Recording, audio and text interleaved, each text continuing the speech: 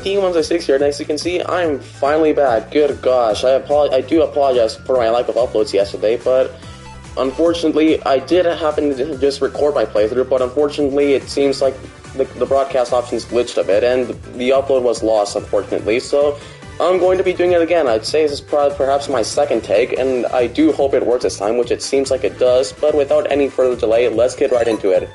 Here we go again, we're starting a new file, since last time didn't end so well. Here we go again. Good gosh. Anyways, on with Sonic the Hedgehog 3 and Knuckles. Previously, this is where we left off. We 100% the previous four titles in the series as Amy, and today is no different as we are going to be taking on Sonic the Hedgehog 3 and Knuckles. Let's get right into it, shall we? Here we go. Three files already 100%, which I hardly even record except for Tails. But anyhow, Dr. Robotnik's going to do us a favor here, and he's going to give us the power to delete a save file. A timeline has been ruined. And without further ado, let's get right into it. We're going as Amy and Tails, since we might as well, to finish the original trilogy as her. Let's get right into it, oh boy. Previously, we foiled Robotnik's plans, and we defeated him in the Death Egg, and the Death Egg robot was destroyed, and he crash-landed into Angel Island, which is where we're chasing him to finish the job, and hopefully destroy the Death Egg for good. And as you can notice, already Knuckles isn't here to ambush us, since it wouldn't make sense, because, for one, we aren't Sonic, and two, this is supposed to be just a separate timeline, so anyhow, Special Sage. In this game, you're supposed to find the special stages. You're not supposed to collect 50 rings or find any checkpoints or anything like that, but this time you're actually supposed to find them. I will admit, I do prefer the system. It makes finding the special stages a lot easier, and honestly, a lot more replayable too. And speaking of the special stages, you've probably noticed that it's Blue Spheres. In my opinion, my favorite special stage there is in the original Sonic games. It's a top-notch. Pretty dang memorable, even the music's amazing. And as you've probably noticed, you usually want to get when there are groups of Blue Spheres, you usually want to get the perimeter, whether they have an area of around more than 4 or so. Because if you get the perimeter and not the area, then the rest will turn to rings, and you don't have to collect those, unless if you want a perfect bonus, which we won't have to worry about, since I don't want this playthrough to be 20 hours long. So I'm doing us a favor here, and just like that, we have completed the first special stage. Whoopie-doo, I guess. And the first emerald has been acquired confusingly, since last time we 100% Sonic the Hedgehog 2, and we supposedly unlocked Super Amy, which is, yes, apparently a thing now, but you have to collect them all again, since apparently Knuckles just stole them off screen. Anyways, back to Angel Island we go. Still love Amy's controls. For those of you who haven't played the DLC, she basically controls around the same as Sonic, except she pretty much controls the same as Sonic does. With the only major difference being the Pico hammer. I'm pretty sure that's what her hammer's called, which pretty much just acts like the one guard you have in Sonic the Hedgehog 3 and Knuckles, but with a much larger hitbox, so it makes killing enemies a lot easier. Anyways, first cutscene, or second cutscene, I should say, where Robotnik has officially literally burned down the jungles of Angel Island within the first 10 minutes of the game. This get dark real quick. Anyways, we're still in Act 1, that was only a cutscene, as we have to play through the rest of the level while it's literally on fire. Isn't that lovely? Anyhow, second special stage. These are also pretty easy to find. Half the time you usually just want to be running into walls and hoping for the best. Unless if you're like me and you actually know where they are. And as I said before, always go for the perimeter, never get the area. And it'll save you a lot of time. And so you don't even have to collect the rings, unless if you want a 1-up. Which we're not gonna worry about. You just want the Chaos Emerald, and that's the only thing we're here for. Here we go. Pretty dang cool, too. You can even jump in these, which I love. It's the little details, you know? Anyways. Just gonna lower the commentary a bit for the sake of better focusing. Which is for the better, trust me.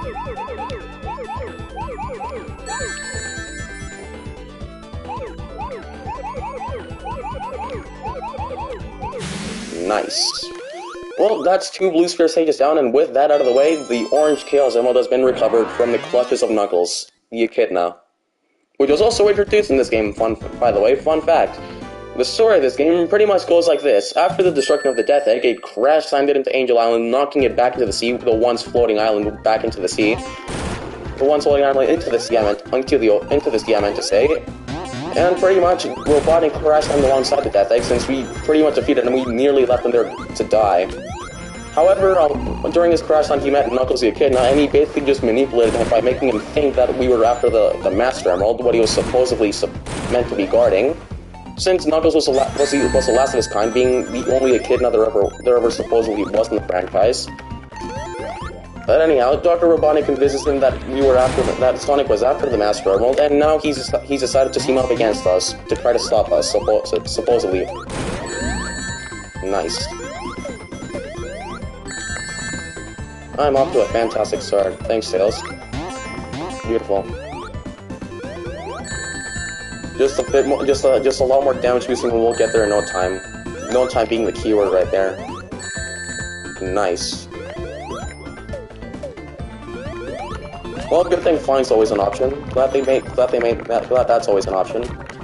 Trying this thing, if I actually can. Thanks, Tails. Good God. Well, that's just great, and Tails has completely left the build. Oh, never mind, he's right there. You know what, forget the fire, forget the elemental shield, I'm not going after that. And yes, there are also new types of shield in this game. You can get a fire, or not electric, or a bubble one, both which have their own unique effects. With the fire one usually making you immune to fire and normally letting you turn into a little fireball to blast through enemies. And then the electric one gives you an additional jump and also attracts rings, which is pretty effective if you ask me. And then finally, the water one basically just lets you breathe underwater and gives you and lets you drop down. Unfortunately, you can only ever use these as Sonic, since the other characters have their own unique movesets, so you unfortunately cannot use them as the other characters. So really, they're basically just there for the sake of protection if you're not using Sonic. Well, hey, they are a huge step back from the shields from Sonic 1 and 2, since it was basically just an additional hit point.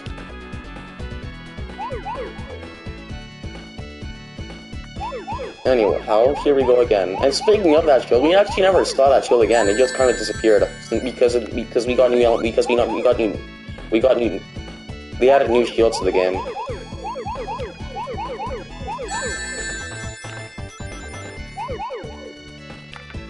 But I guess that makes sense. It wouldn't have been much different from the other shields, being just the same old power up, but without any additional effect besides protection. Here we go, 38 more. Going for the perimeter, as I said before.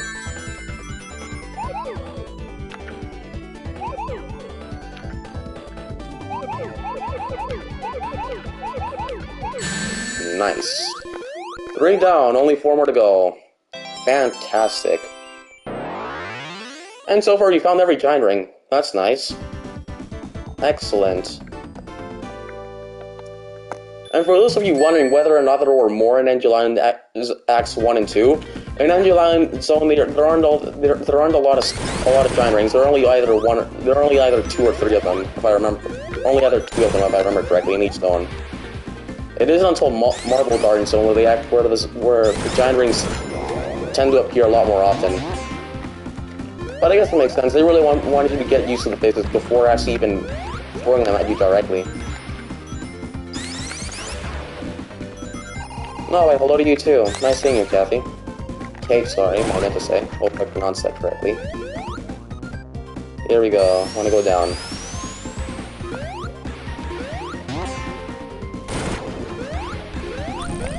Drain the water. Always makes it look like there's a hidden ring over there. Like there's a giant ring over there, but there actually isn't. You're actually intended to hit that switch to progress. I will say the only weakness as to ever using the partial is that when you go in water, it goes away. It just disappears all of a sudden, even if you never made any contact with any enemies. Oh, and hello to you too, nice seeing you. Here we go, going in the water. My favorite. Anyways, second special stage, which is which, if I remember correctly, should be the last one in Angel Island. That is the Angel Island zone, not the game itself.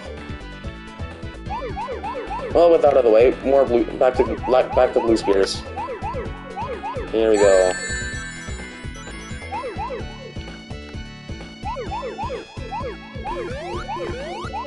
Always recommend getting the ones that require jumping early on, just so they're not as tedious to grab with high speeds.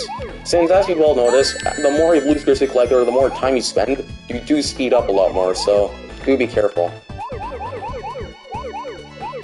You definitely don't want to run into any red spears especially when it comes to grabbing the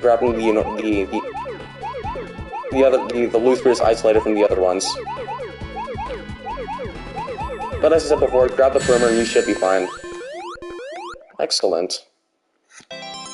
Believe that's the 4th Chaos Emerald, the Indigo one. Nice. Only 3 more remain. Oh boy. Here we go again. But anyhow, we don't have to worry about any more special stages for now, at least, until we get to Hydro City, the second zone in the game. Spoiler alert.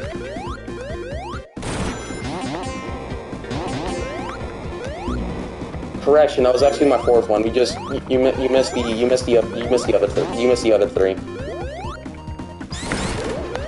So we're actually on 100% pace right here, and yes, I am going to 100% these games. Since previously I hardly did that with Sonic, and I'm going to be replaying these titles as Sonic again to 100% these. Kinda bad on my part, but hey, that's why we're here.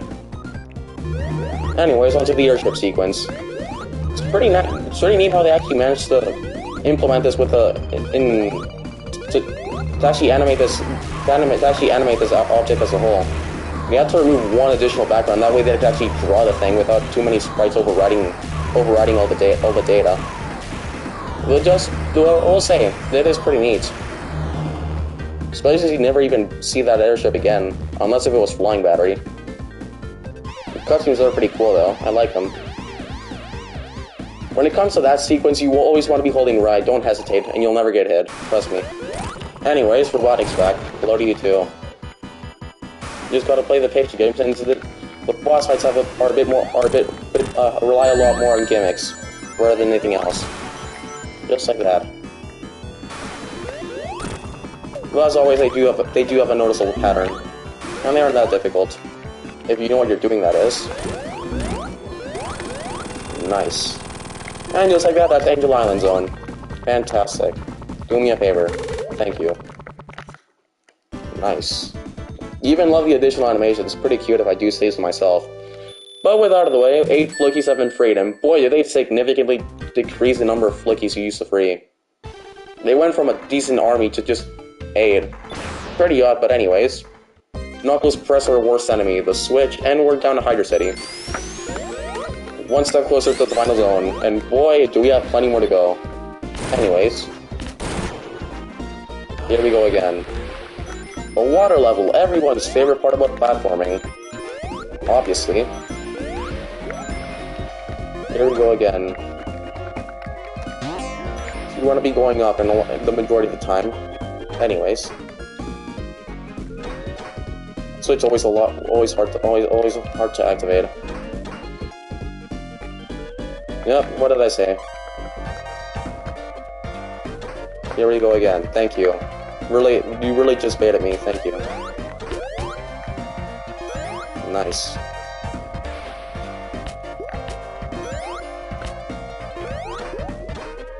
Beautiful. Looks like we're going down, since apparently I'm not gonna wait 20 years for that to come grab me. Thank you.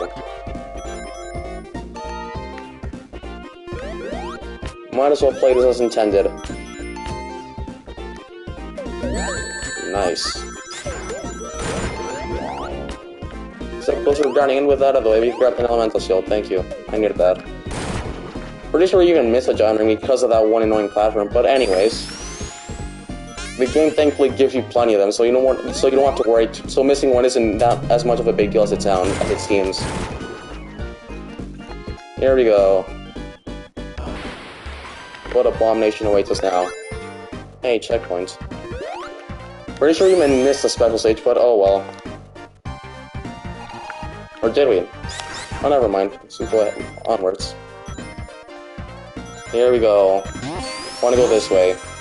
It's something to keep going horizontally, but you want to go this way. If I remember correctly. Now you want to go up. Fantastic. Beautiful, more enemies. Nice. Well, here we go again. Back to platforming. Nothing over here. Let's go.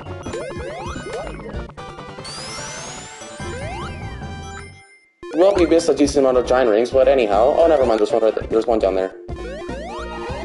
Here we go. Nice. Damn, they're not that hard to find. They're pretty easy. Especially if you take your time and you actually bother exploring levels rather than just speeding your way through them. Without ever questioning the level design, that is.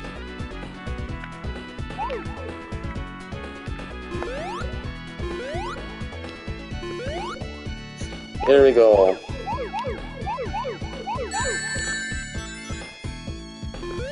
Jumping. Nice. Personally, as for the isolated bloopers, I honestly recommend grabbing them using when you clean an area with blue spirit. When you've already collected all the blue spirits in that specific area, that way you know you've been there. It's just a tip. Might come in helpful.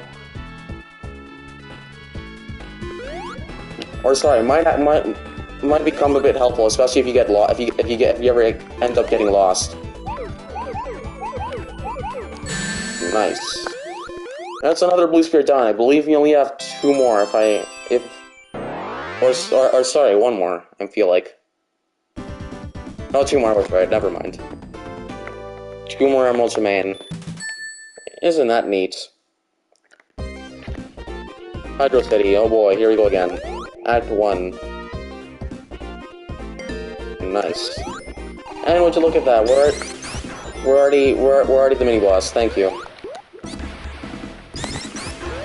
Pretty dang easy one too, especially with enemies. Since again the additional hitbox that protects you from all enemies,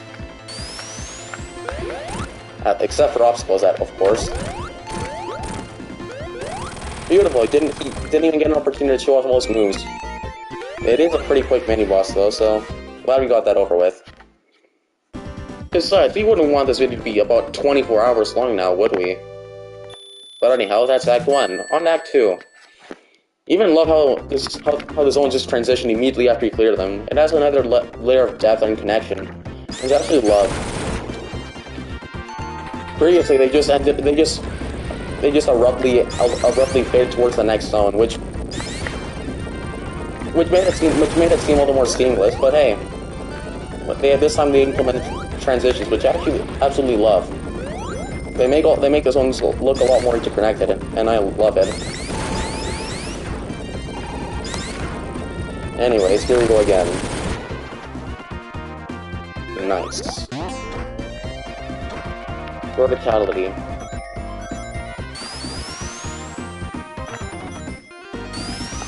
Oh hey, for a water level, this one actually is pretty.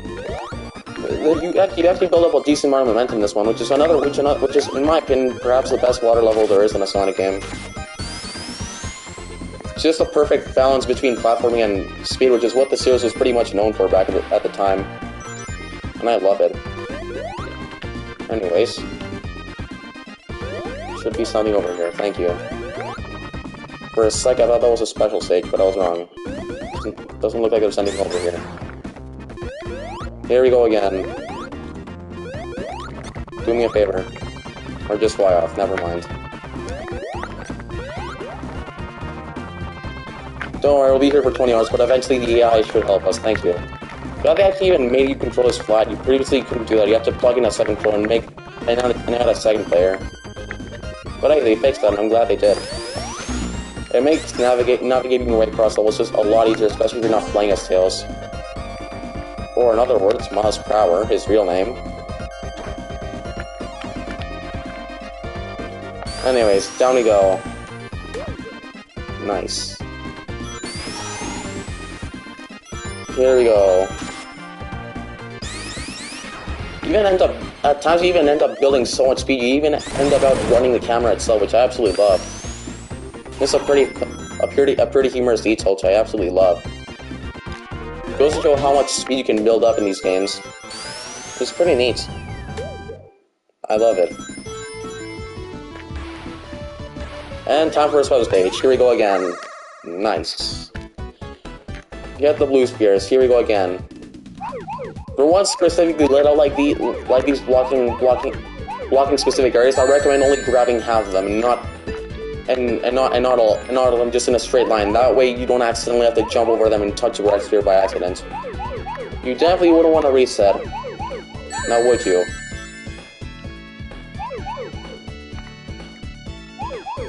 What did I say? Just like that. Saving those for last, since you don't want to touch any red spheres. I mean, it did say get the blue spheres, so it is pretty obvious that the red spheres pretty much end the special stage.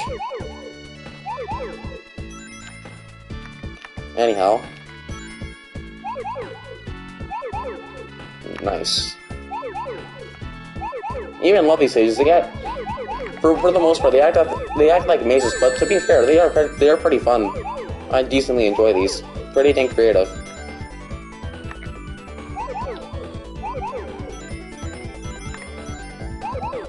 Just like that. We'll make it out, trust me. There we go. Take away. Nice. For a second I thought we trapped ourselves, but no, we didn't. Again, that's exactly why you only want to grab one and not... and why you just only want to grab half of them, not all of them. Pretty sure those two are the only ones we have yet to collect. Yep, there we go. Nice. That's another special stage down. It only took us one jump, but hey, we did it. That's another emerald recovered from the clutches of Knuckles the Echidna. And I was wrong, this was actually the orange one. The other one was the yellow one. It's pretty weird, but anyways. On we go. They even drastically changed the color palettes of the Chaos Emeralds. Previously there was a purple one for whatever reason, even though we never even saw it in the cutscenes. Guess they even lost track of what the color pattern was for the emeralds, but hey. At least they actually fixed it for the most part. Nice. And speaking of emeralds, we only have one more left to go, and then we can finally break the timeline once again with super ramming, which is yes, apparently a thing now. And boy, was that controversial. Here we go. Nice. Going this way, it looks like. There's nothing over there. Excellent. We're right there. Just have to avoid some more platforms, and we'll be there in no time. With no time being the keyword right there. Going the wrong way. Keep getting this corridor mixed up with the other one right before the boss. Which, by the way, there's a special stage in that one, so you do want to take your time and explore. I mean, for the most part, you will be playing the patient game, so you might as well. Also known as everyone's favorite game in Sonic. Here we go. A matter of waiting later, and just like that, back to speed. Nice. Even to a point where you can just run in water, which I love. It's the details, you know. Nice.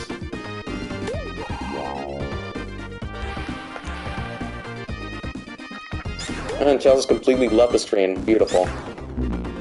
And would you look at that? I knew I was gonna suffocate to death. Fantastic. Half the time you play Sonic, you're meant to... 90% of the time you die is probably due to suffocation, since that's just how physics work in this game. Questionable at times, but oh well. Could even say suffocation puts up much more of a fight than the obstacles themselves actually do. Anyways, hopefully I actually land my... Thank you, we did. Next special stage, here we go. This is the corridor I previously mentioned, by the way. Nice. Alright, final special stage for now, since we'll have to come back to these later. Spoiler alert. Here we go. Half the time you can even jump over these if you don't feel like spending another 20 hours navigating your way throughout the level. It does come in handy and you won't regret it. Jumping's always an option. Wouldn't be a true platform without it. Now would it?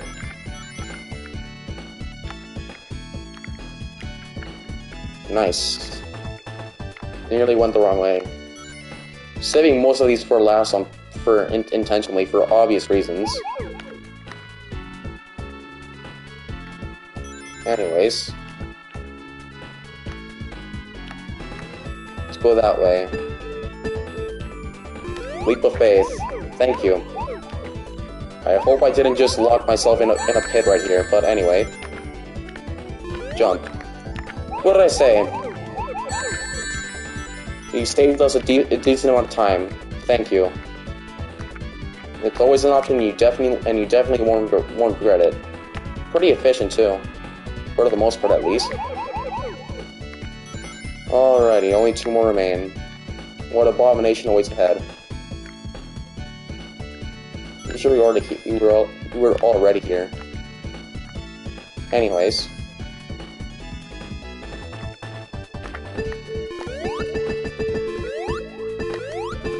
Don't worry, it's only gonna take 20 hours, but we'll make it alive. Thank you. Had me scared for a moment. I wish I grabbed those 2 earlier. I shouldn't have left it for last. Oh, they're there. Never mind. We're fine. Nice. And would you look at that? That's the final emerald. The sign one, I believe, or the control one.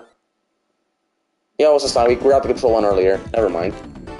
And just like that, we have officially destroyed the timeline once again for the 2nd time, and Super Emmy is a thing now. Fantastic. Hydro Zodiac 2. Let's kill Robotnik, shall we? Here we go. Nice. Unfortunately, we can't use the super characters yet since we don't have enough rings, but oh well. We might as well do the boss normally. Oh no. The most threatening trap of all, the Switch. He barely made it out of that one alive, am I right? Purposely waiting for this thing to go away. You might as well, never mind. You might as well show off some of the strategies. They are pretty neat. Like this one, which you have to go up. For the most part, acts like a pinball stage. But I guess that is one of the gimmicks in Sonic levels. So you can corrupt to a ball since he is a hedgehog after all. Nice.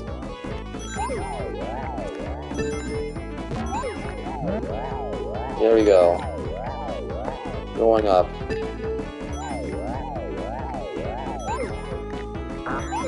Nice.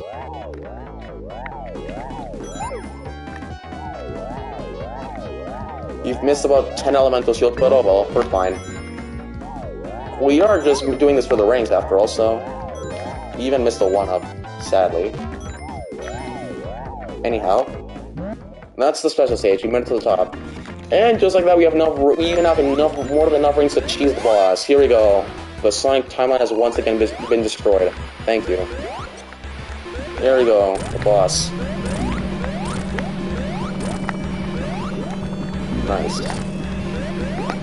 And again, because of her hammer, you can pretty much just cheese 95% of the boss fights in this game. Or you could just use Tails' propeller, since that's an absolute weapon of destruction in this game.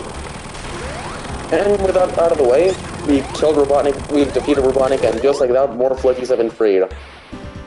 Nice. On to the next tag, Marble Garden Zone. Which by this point, there are still a lot of giant rings to uncover, but we don't have to worry about those until later. Since we already got all the emeralds, so they aren't necessary. Nice. This way.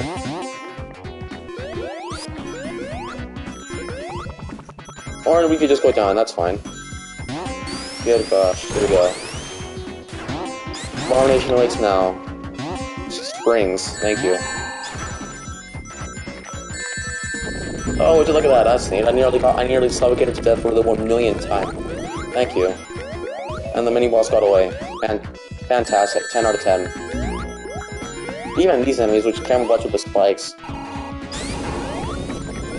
You do have to appreciate the creative level design. In my opinion, Sonic and Knuckles pretty much mastered it at this point. Sure, the levels can get a bit repetitive, and they are a bit long, but hey, only 2 acts, and besides, they are pretty fun to play too. And I love these.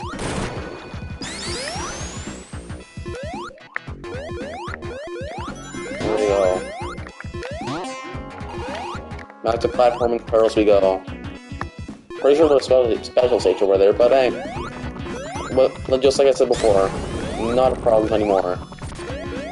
For now, at least. Even love the returning AI in this game. Pretty humorous, and I love it. Up we go. Nice. Missed a jump. Oh, here we go again. Just a matter of yet again playing the patient game. And we'll be there, and we'll get there in no time. Nice. Even implement loop zones in this, too. I guess you could say this is pretty much the marble zone of Angel Island, but hey. It certainly is a lot, it does certainly build up a lot more pace, though. I guess you could say, therefore, it makes it a lot better. Nice. Nice. And just like that, done and done. Pretty weird that they build human statues in this, but hey, that's weird. Pretty sure you must miss another giant ring, but hey, just like I said before, we don't have to worry about those. You can grab. The only reason as to why you would actually want to grab them again is because if you actually want an additional 50 rings, you probably won't need it. If you actually want to access the super characters quickly without collecting many rings. And I cannot get through this part. Finally, thank you. Sounds always weird to feel funny to control.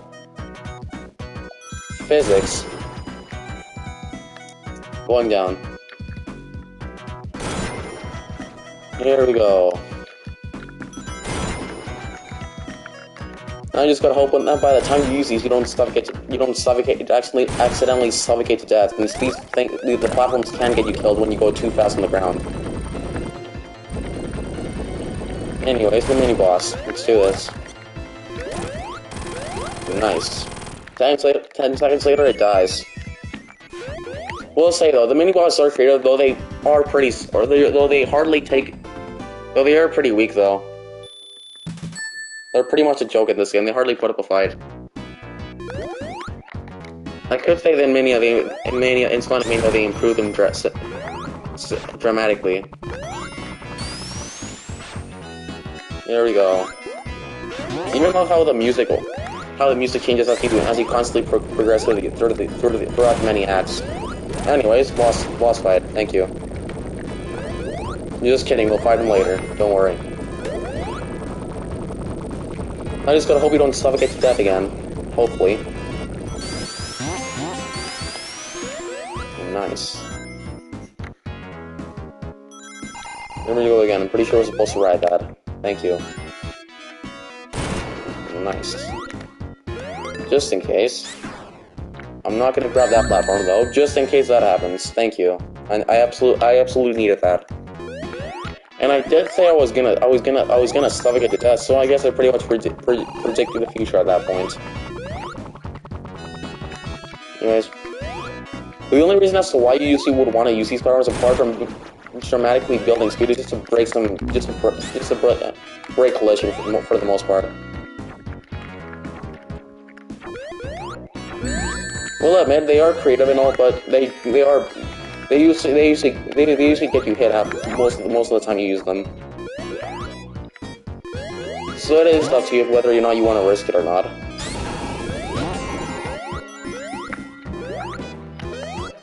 There we go. There's a special stage over here. Might also grab the additional 50 rings. Thank you. Nice. And I immediately lost him to an inconveniently placed enemy. Thank you.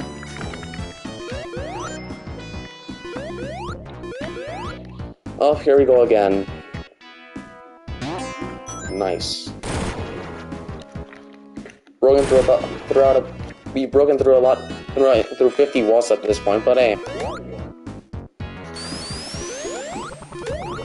I guess that's what the additional cursors. I guess that's an additional role the curve in this game serves. So there's that point for it. Nice. Didn't even need the additional boost. Thank you. Patience. Nice. Here we go. Going left. We want to go up. Obviously. Just like the signs mentioned. Thank you. Glad I didn't get hit by that, and instead I get hit by a grasshopper. Thank you. Of course. Nice. Double nice. Anyways, we finally killed that thing. And I mean, we didn't even have to kill the other one because Amy has her hammer, so we don't have to worry about that too much. Now, do we? Fantastic. Here we go. What abomination lies ahead? Oh, it's my good old friend, this thing. I forgot what it's called. Please forgive me. I just gotta hope I don't suffocate within the next 10 seconds of using this thing, but oh well. Here we go. Nice.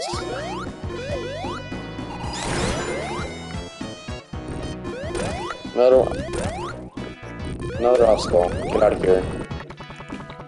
The Sonic Lore has been destroyed enough already. We've broken the fourth wall. Thank you.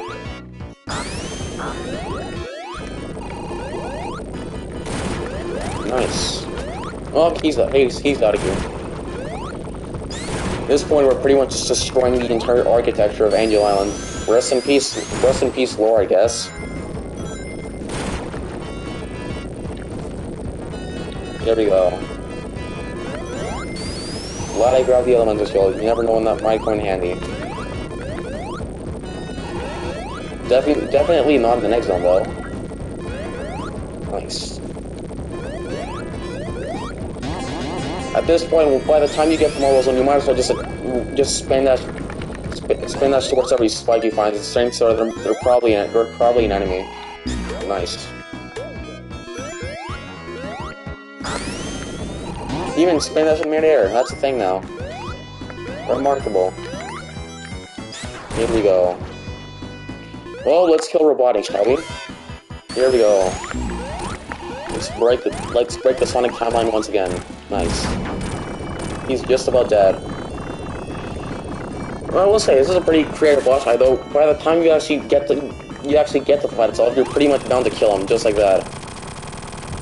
Oh, that was a joke. Anyways, with that, it cuts him like boss fight out of the way. On to the next zone, and boy, do I love the way you control Tails. The one time where he can fly infinitely for an unexplainable reason. Even if you drop down, he comes back and grabs you. And oh boy, Carnival Night. A very controversial song, mostly for its song. As you can see, it dramatically changed. They dramatically changed it. And boy, if I'm honest with you, the theme's fine, though it's not the same. I prefer the old theme better. Well, it is understandable as to why they had to change these. Again, it's just not the same. I'd say the original track was a lot more fitting for this theme for the setting than this song ever was.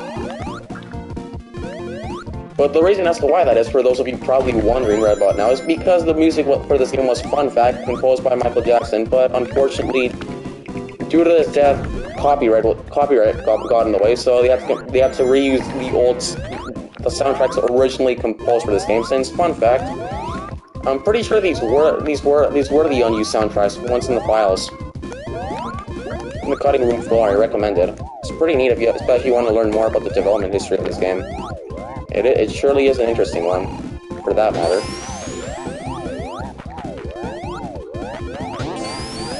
Nice. Double nice. Getting hit by every obstacle while I'm at it. Classic Sonic. Anyways, Carnival Night's pretty much a traditional pinball-like zone.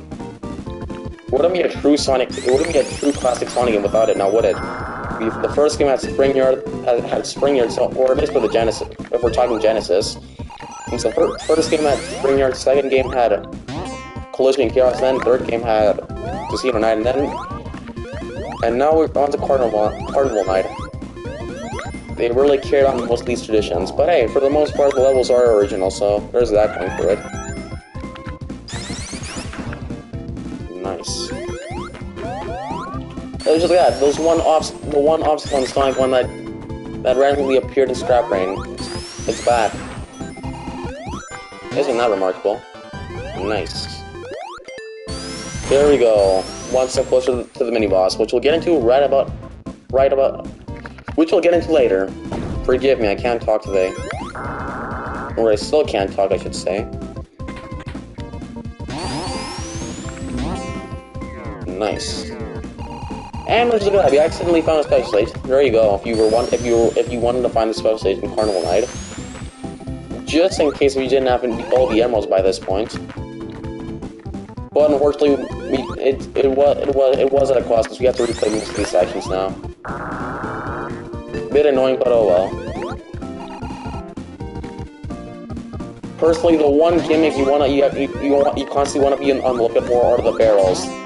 In my opinion, your worst enemy in Carnival Night Zones, and as you probably guessed by now, suffocation. So do beware.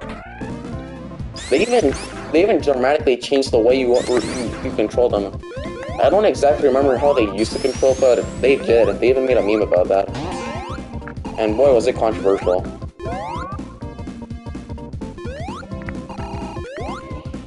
Anyways, back up here. This time I'm gonna try my best not to fall off accidentally into another specialization, which is gonna make me replay half the level. Please no. Grabbing invincibility, thank you. They even changed the invincibility theme. You could even say a lot of the music was changed in Sonic and Knuckles. Way before Sonic Origins ever came out. Pretty weird, if you ask me.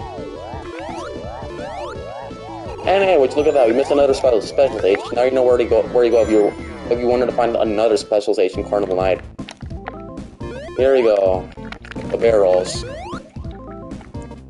Everyone's favorite part about Carnival Night. Nice. Tails nearly got me killed, but we thankfully avoided that. And sometimes the only disadvantage to the AI, to controlling the AI, is that it can actually sometimes get you killed by accident. Whether you're trying to land hits on a boss or whether you're trying to kill an enemy. And speaking of bosses, mini-boss.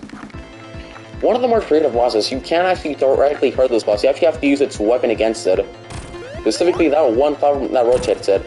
You want to hit the boss, that way it supposedly puts it in its defensive state, and then just so the platform can actually run into it and hit it. Though I will say it is a pretty short one. It always reminds me of Tetris. Though I will say, pretty creative one. Didn't even use the super characters for this one, which is probably for the better. But anyway, on to Act 2. We're halfway through Carnival Night Zone, and then onto Ice Cap, and eventually onto Launch Base. Here we go, Act 2. What abomination awaits ahead? Well, let's find out. Here we go. Missed the special stage, but oh well. It's pretty hard. It's pretty tricky to access. You have to intensely get hit by an enemy. That way you fall towards the water. Just like every other special stage, it's conveniently hidden right behind the wall, so you know where to look. And as we noticed, the water games are also apparent in this level. Everyone's favorite. The way you even get the air bubbles is pretty creative. They don't just randomly appear like they normally would. You have to pop balloons, which makes sense, and it's also pretty dang creative. I love it. Nice. All part of the move. Don't worry. Nice. Well, back to Donkey Kong Country, shall we? This game did launch around the same year as that game, so why not add some references? Besides the console differences. And just like that, we uncovered a special a giant ring. Fantastic. But just like last time, at the cost of having to replay most of the level. Does that ever get old? Nice. Here we go. Oh, thank you. Just gotta replay the patient game yet again, waiting for the barrel to make its way towards you. Oh boy. Nice. Just be aware of them. Be aware of the bad mix. You definitely don't want to get hit by those, especially if you want to save your range for the boss. Don't worry, we'll be here for about 20 hours, assuming the AI doesn't override every bonus the platform gives. Thank you. Now I'm gonna go that way. But before you even advance, you have to deal with everyone's worst enemy. The bumpers. Anyways, the barrels. As I mentioned previously, they control a lot differently. You want to press up and down if you're playing Sonic Origins, or else you'll get nowhere. I even fell victim towards its captivity, so you definitely want to keep that in mind, especially when you're navigating your way throughout the levels. And oh boy, an invisible wall, the most threatening obstacle of all. Then you hit a switch, and now there's a blackout. Fantastic. No, don't worry. The only thing that ever changes is the aesthetic of the level. Well, say it does look better with the lights turned on, but just to separate from the tour sections, they are pretty much the same in their own way. Here we go. Nice. Glad I avoided that. Down we go. Nice. We'll want to grab the air bubble, as I mentioned before, and just like that, we get hit by the most inconveniently placed obstacles. Thank you. That was shot by the enemy not too long ago. Precisely about 5 seconds. Nice. That nearly suffocated me. Or nearly suffocated to death, I should say. Oh, thanks, Barrel. Nice. Well, here we go. Yet again, playing the patient game over here. My favorite. Nice.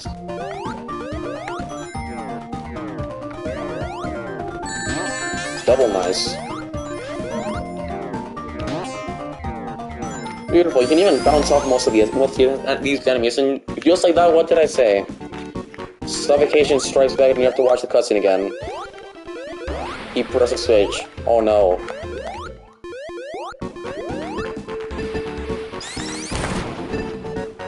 Nice. Thank you. Definitely want to grab the elemental shield, just so I don't have to worry about not drowning. And this time, you're gonna avoid the barrels as much as I can, since again, suffocation is a thing now. It's a thing in video games, so you don't want to be dealing with that. Up here we go. Beautiful. Hitbox. Back we go. Oh boy. Nice. Double nice. Triple nice. Quadruple nice. Excellent. Not today, thank you.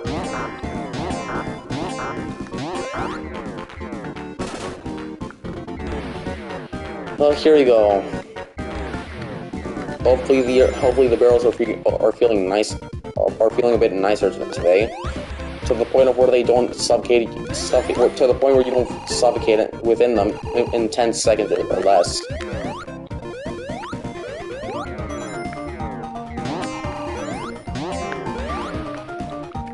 Nice. Thankfully, the act's almost done. Don't worry. Assuming we don't suffocate to death by another inconveniently placed barrel, we should finish the act relatively quickly.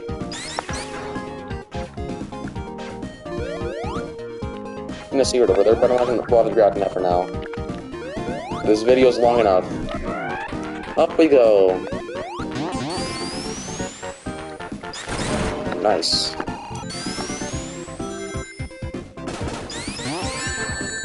Oh, thank you. I genuinely kill yet again, Bouncing's a thing in this game. Alongside Knockback, our worst enemy. Nice. Oh, he died. Thank you. Not today's suffocation, no thank you.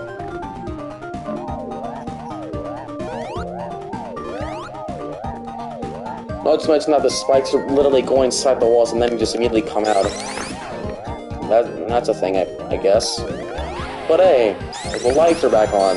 The world has been saved, I guess. Whoopie-doo. Now just to deal with a few more obstacles and we'll be there in no time. And here we are, the Death Barrel, how I like to call it. Again, up and down. Literally, we're the part in Sonic and Knuckles, at least in the Sonic Origins, where literally everyone gets stuck at. Assuming assuming this is their first time playing the game. Anyways. Beautiful. I was only inches away from suffocation. Thanks, level design. Here we go. Glad the barrels were feeling a bit more... RNG was feeling a bit more generous this time around.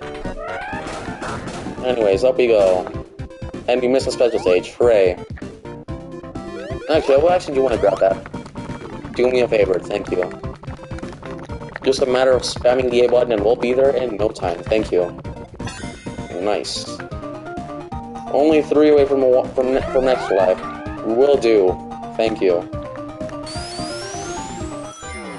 Nice. And at this point, if you're playing an anniversary mode, you don't have to worry about lives since you get infinite lives. Plus, an extra coin is always welcome. I mean, I do have 999, the maximum amount of coins, so could always use another. And oh no, another switch combined with an invisible wall. Clearly the deadliest combo of all. Well, time for the boss. Let's kill this guy in 10 seconds with Super M, I guess. Intense, am I right? Well, he ran away. Back to the Flicky Capsule, thank you. And that's Carnival Night. 100 years of suffocation by barrels later, and we did it.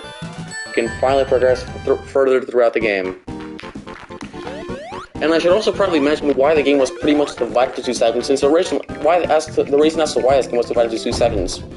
Basically, it wasn't always meant to be like that. The game was originally meant to be one game as a whole, with both Sonic 3 and Sonic Knuckles combined, but unfortunately the developers ran out of time because of a McDonald's promotion, believe it or not.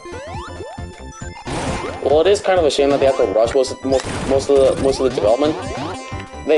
If that would have happened, the Sonic and Knuckles structure wouldn't have had a lock-on feature, which I do love.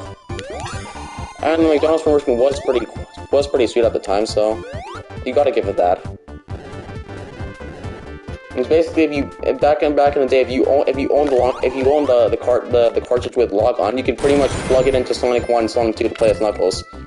You can only do this in the second game, since in the first game you would just take you to a stupid amount of loose beers. Loose beer is pretty infamous to this day, or still infamous to this day, I should say.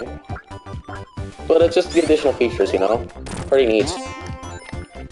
And speaking of levels, Ice Cap theme also drastically changed, and boy, again, it's just not the same. It's sweet and all, but it's not as fitting as it used to be, in my opinion. Since again, pretty much every zone which had its music change was composed by Michael Jackson. Well, he died a while ago, so you don't want to talk about that.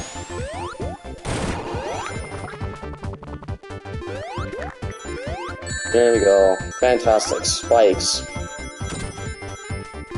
Excellent. And everyone's favorite part about Ice Cap. Do me a favor. Nice. Won't be dying to suffocation today. No, thank you. Nice. Here we go. Excellent.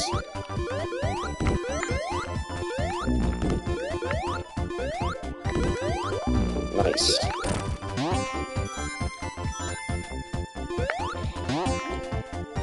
Well said. I think Ice Cap's probably my favorite zone if we're talking Sonic 3 alone. Just because of how creative it is.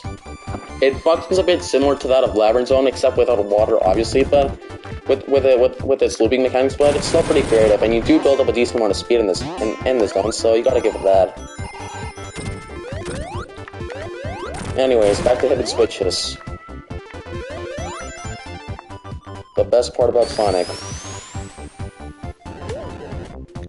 Nice.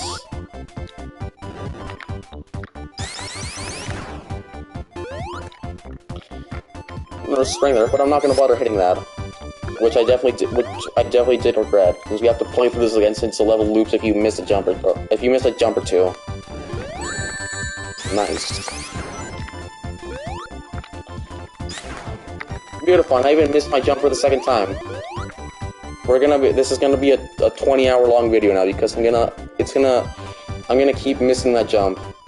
Fantastic. Thank you. Glad I actually nailed it this time. Thank you. Here we go. Oh, would you look at that? That's just neat. Now we have to fly through this entire sequence again because of one obstacle. Well, it wouldn't be a Sonic game without that, so there it is. Oh boy. Here we go. Should also probably mention that when it comes to spin dash, you can hit the jump button 6 times, and you'll get a quote unquote perfect spin dash to put it that way. And so you are gonna build up a decent amount of speed. So it is recommended to always hit the buttons at least six times maximum.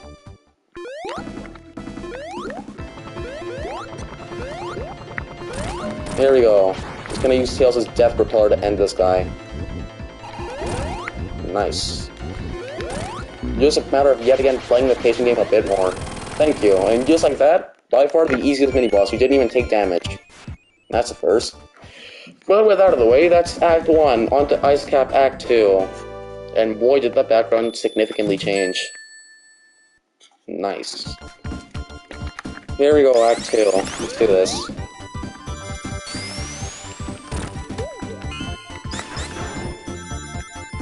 Here we go.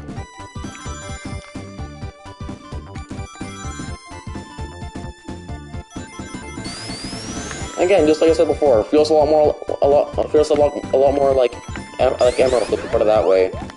Due to the speed you build up, it is pretty significant, and it surely is apparent. Here we go. Back underground. Thank you. Nice.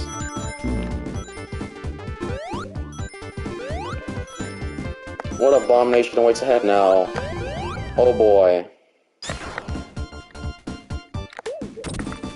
Nice. When it comes to breaking blocks, as you probably notice, I recommend leaving the control stick neutral. Now we don't go off. You don't go off center. And you have to replay, and you have to navigate your way throughout the loop for the second time. You won't regret it.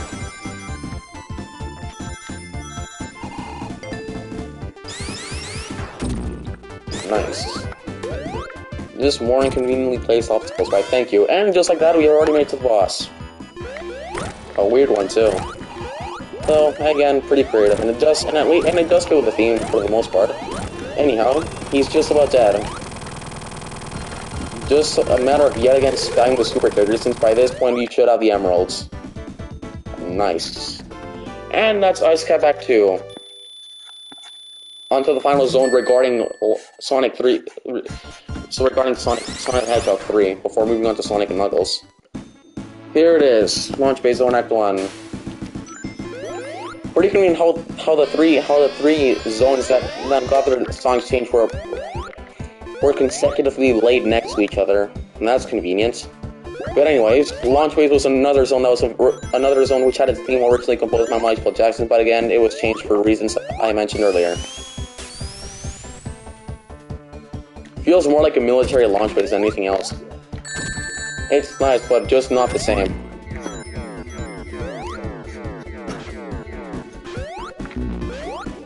But with all that out of the way, this thankfully should be the last one which got a remake, which got its music changed. So you don't have to worry about not having to listen to the original songs for each zone respectively. There we go. Nice. Might as well break physics while we're at it. Oh, would you look at that shortcut? Thank you. That is more than appreciated. I thank you very much. Nice. Beautiful. We'll take a species, thank you. See, what abomination further along the level, shall we? Excellent. Though I will say, one thing that I also do like about, apart from my one complaint about regarding the themes in the port, one thing I do like is how they brought back the big arms fight against Robotnik. Previously, that was only exclusive to Sonic & Knuckles 3 as an individual cartridge, because if you plugged it along, if you logged it onto the Sonic & Knuckles cartridge and played Sonic the Hedgehog 3 and Knuckles together, that boss fight was skipped, and you only have to fight the Beam Rocket. I believe that's what it's called. And you didn't have to fight Big Arms. But in this game, you have to fight both the Beam Rocket and Big Arms as originally intended. So I'm glad they did bring that back. It is a pretty sweet boss, though, and the theme's amazing. They didn't change it, which I like. Nice. Yeah, again, a matter of dodging enemies and we'll be there in no time. No time's the keyword right there. Nice. Double nice. Triple nice. Didn't even set the alarm this time. That's first. Going down.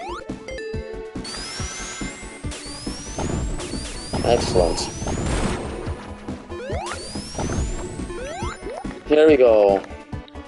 I'll wait for this thing to come down. For some reason it didn't. Well, good thing using kills always an option. And hold you too, Robotnik. He's out of here.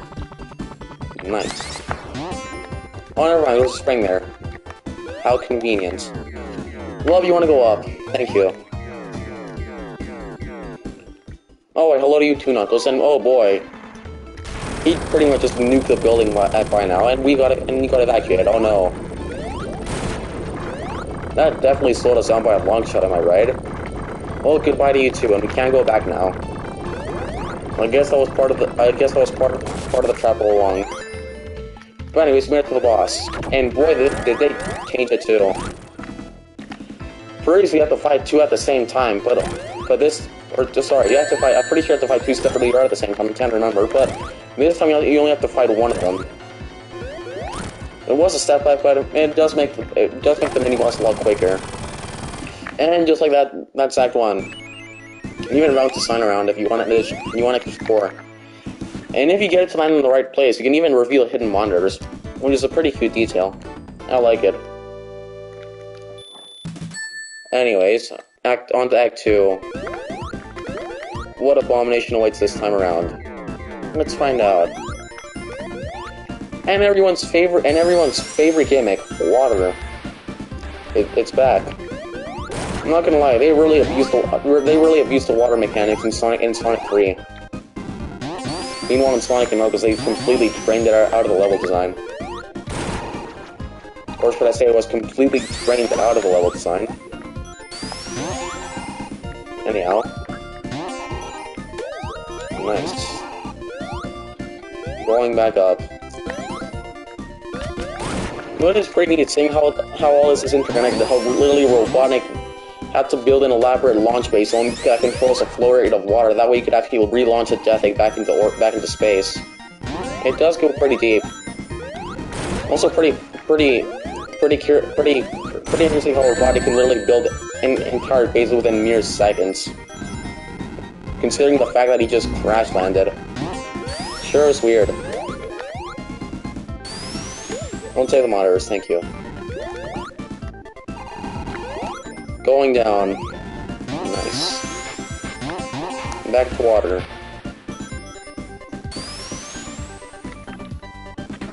Nice. And with that, I actually killed the enemy this time. He didn't get away. Thank you. I'm gonna destroy the entire launch base itself. Why, thank you. Nice. There we go. Going down. You completely tear this launch base completely apart. Nice. Grabbing the invincibility. Onwards. Just make avoiding lasers a lot easier though. We'll say.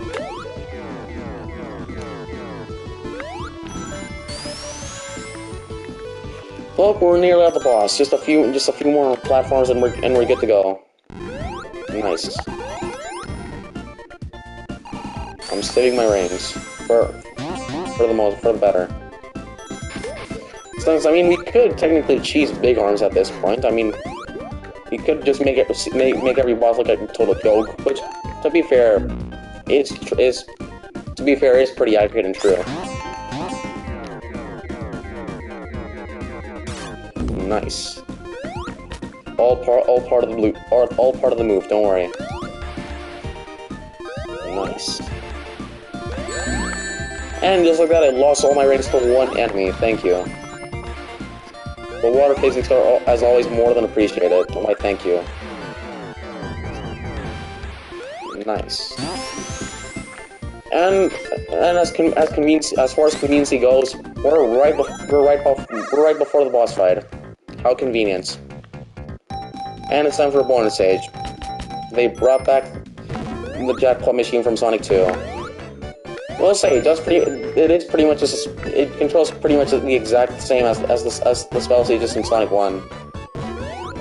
Nothing here changes apart from the obvious slot machine, which is completely up to you whether or not you want to grab it. Personally, I don't recommend it, just in case you get 3 Robotniks consecutively and you lose all your rings right after. And speaking of Robotnik, you have to fight him again. My favorite. Which you can pretty much just cheese with Amy, since she has her, again, the increased hitbox just makes the bosses all the more easier. And just like that, 3 seconds later, he's dead, and we have gained control of the Eggmobile. We have become the Mad Doctor himself. Oh no. And for whatever reason, Knuckles just seemed to be standing on a pillar trying to prevent us from reaching the Death Egg. But unfortunately for him, yeah, this happened, I guess. And we don't see him until Mushroom Hill, so rest in peace, I guess. He's going for a swim for now. Well, moving on, what abomination awaits as the boss fight, as we approach the boss. We'll say, tension really does build up as we prevent the Death Egg from reaching space for the second time. Or Robotnik from getting into orbit, to say the least. Here we go. Let's fight the boss. There he is, the Beam Rocket. Pretty dang easy boss though. Assuming you don't just combo him. And especially if you're pretty careless with all your rings and you just use them at once. Nice. And just like that, that's the first phase. On to the second phase. There it is, big arms. And music's building up too. Love this boss too. I feel like this is the one boss where you aren't directly invulnerable to it, since this boss can do the impossible and literally hurt the super characters if you're not careful. But he is pretty easy though. There we go. Nice. Double nice. And I nearly fell off, but there was. I was completely propelled back to the platform. Fantastic. Oh, thanks, Tails. You could have grabbed that for me, but alright. There we go. He's nearly dead, don't worry. This would have been a lot quicker if we got the super character spot. That one batting had other plans for us, so that never happened. The music's pretty sweet though, I love it. In my opinion, my favorite final boss in the franchise. Final boss theme, I should say. Here we go, a million cycles later and he's almost dead. Could have just used Tails since he does have his propeller, but he's being controlled by the AI and it's not worth losing all my rings to just land one hit on him. That was close. Oh, beautiful. I lost both the ring and I didn't even land a hit on him. Thanks, Tails. Oh, this is the final cycle. He should be... Oh, there it is. Thanks, Tails. The most inconvenient hit of all, and they even added a new cutscene, which I like. Just like that, Robotnik Expanse has been foiled once again, and the Death Egg's going nowhere, as we set up a chain reaction of explosions after we defeated the boss. They even had a neat transition. Originally, it wasn't like this. Originally, it just faded yet again into Mushroom Hill, but... glad they added a cutscene. Wish they hadn't changed the music, though. I do prefer the original theme, but... again... for obvious decisions, and just like that, Robotnik's heading towards Death Egg. Fantastic. Our job here isn't yet done, as the Death Egg has been completely destroyed. Just like that, it fell right back into Angel, and then right into the peak of a volcano. Yes, it's definitely in a much better place than it once was. 100% worth it. Anyhow, speaking of progress, there it is. Knuckles the Echidna is back after his whatever supposedly happened to a Magnet Launch base, and would you look at that, another conveniently placed switch. In we go. Normally curiosity would lead you here, but it is completely optional to activate this. If you get all the emeralds, or you don't get any at all, you can pretty much activate the super emeralds. Or in other words, you can pretty much get the emeralds to reach their full potential and reactivate them completely. Which means, yes, of course, more Blue Sphere stages. Which is always welcome. I do enjoy these stages. Pretty fun. It's been a while since we played these, too. A good 4 zones or so. Oh, hello to you, too. ABM64. Nice seeing you. Welcome to the stream. We're playing Sonic the Hedgehog and Knuckles. Sonic the Hedgehog 3 and Knuckles in Origins now. Good to see you. And I should also probably mention, if you complete all the Blue Sphere, all the special stages for the second time, you will get access to the hybrid characters, and you know what that means. Yes, Hyper M is a thing now, and boy, is that gonna get controversial. Nice. Here we go again. I definitely did that the unintended way. But anyways, here we go. Want to go this way. Nice. And with that out of the way, the first Super Emerald has been acquired. The Indigo one. Nice.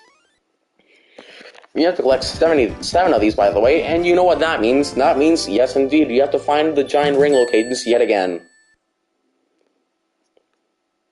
If you did this before activating the sequence, it would just give you an additional 50 rings. Since again, you do have to wait until you reach the Sonic and Knuckles portion of the game before ever replaying these Blue Sphere stages again. But thankfully, just as I said before, they are pretty dang easy to locate. Whether it is you take your time to actually explore the zones, or if you know their actual location, taking the lift. It's always fun to use. Saying Mushroom Hill is also one of my favorite zones, just because of how yet again creative it is. It does have a lot of gimmicks, and for that reason alone, I love it. Especially the music too. Nice. Sure, we missed a special stage, but oh well. Back to the age of exploration we go. Nice. Well, here we go. Back to hunting giant rings. Yeah, this is the thing. You can do this now. That's neat. There we go. You can even bounce off the mushrooms. Again, pretty creative. Pretty creative level design. There we go. Nice.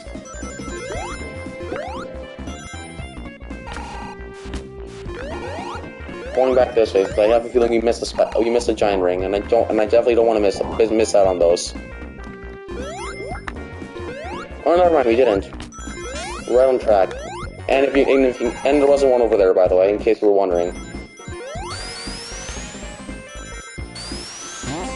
Well, I will say there are definitely a lot more special stages and giant ring locations in Act 2. In Act 1, there aren't that many, unfortunately. And speaking of which, we actually found one. If we can actually get to it, right there. All right, yeah, I was right. Here we go. Backtracking, my favorite. And just like that, on to the next special stage. Why, thank you very much. Just be careful when you actually load the hidden house up for the second time. Do not hit the red switch again, or it'll send you back, and you'll never get a chance to play these special stages. It happened to me once, and it was especially embarrassing since I was live during that time. Anyhow, second special stage. Let's do this. Nice. 100% intentional. Don't worry. All part of the plan. No one saw that.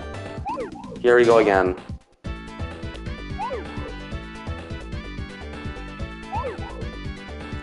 Nice.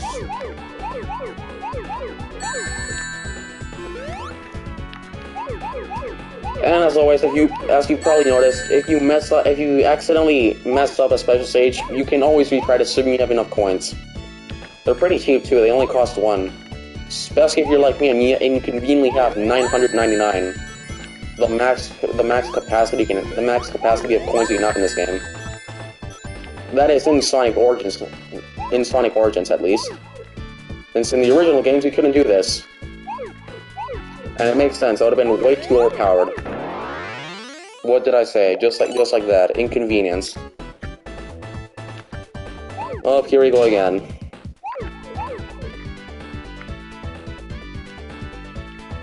I personally recommend always getting the inconveniently placed boosters when you have a much lower speed, just because they're a lot easier to grab. And as I mentioned before, if you spend too much time in a special stage, you'll build up too much speed, and you might accidentally end up running into a red sphere by accident due to the amount of momentum you build up.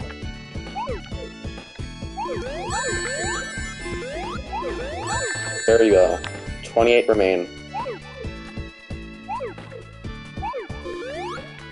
Nice. All part of the plan. Don't worry. Just grab the preventer and you'll be fine, as I previously mentioned. Don't worry. And just like that, I lost track of where I was supposed to go. Thank you. Nice. Well, obviously, we definitely pulled that off first try, and with that out of the way, another super emerald's been acquired. And I was wrong, the other one was the Cyan one, this was the Indigo one. Whoops. But anyhow, one step closer to logging the hybrid characters. And boy, will we get into that later. Just you wait. Nice. Oh, never mind, that was a Control Emerald. Their appearances really are misleading. Anyhow, back to Mushroom Hill. And thankfully, this is another reason as to why these zones are a lot longer too. Since exploration, I'd say it's still a thing in this game, alongside speed, obviously. Nice. Got hit by an inconveniently placed enemy, which has knockback, like I mentioned before. The most threatening obstacle of all. Anyhow, next special stage. Thank you. Here we go again. First try. And no, I did not mean to do that. I thought it was going to take a moment to load, but never mind. Here we go. The game really just baits you.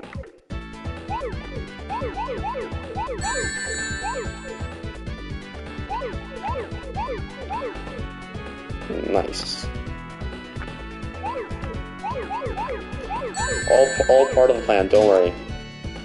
100% intentional.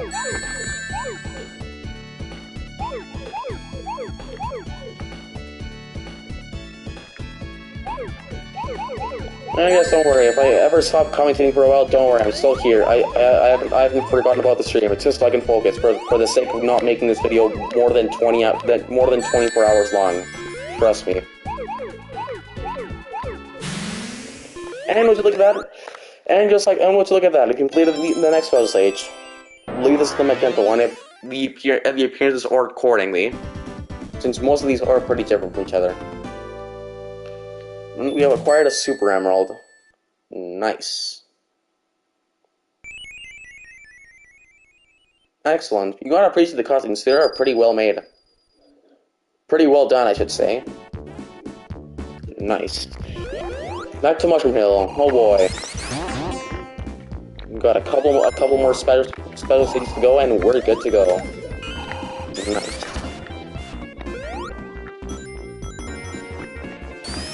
Just proved my position right there. Don't worry. Nice. Went the wrong way. Meant to jump off the platform. Good thing spin dashing is always an option in this game. Nice. And just like that, another special stage. Onto the next special stage. But we completed about 4 special stages in 1 act, and that's a record. Thank you. And the cherry on top of all of that is that in Mushroom Hill Act 2 there are a lot more special stages, so it's definitely gonna make our job a lot easier. Since I recommend getting the emeralds as early as we possibly can, that way you don't have to worry about collecting them later. Since for stages like Sky and Doblas, they do contain a significant amount of giant rings, but since the stages are a lot bigger, they will take you a lot longer to locate at times. So I recommend getting them as early as you can, and just so you can pretty much spam your way through level, make levels a total cakewalk in this game. And if you're playing as Emmy, if you want to break the timeline a lot earlier with her hyper abilities. And so that's a thing now. And it feels so weird bringing that up. And just like that, speed. Nice. Went the wrong way. Supposed to go this way. Oh, never mind. We went the wrong way twice. Never mind. Sometimes it's easy to get lost in these. Especially if they're a pretty open field. Any day now.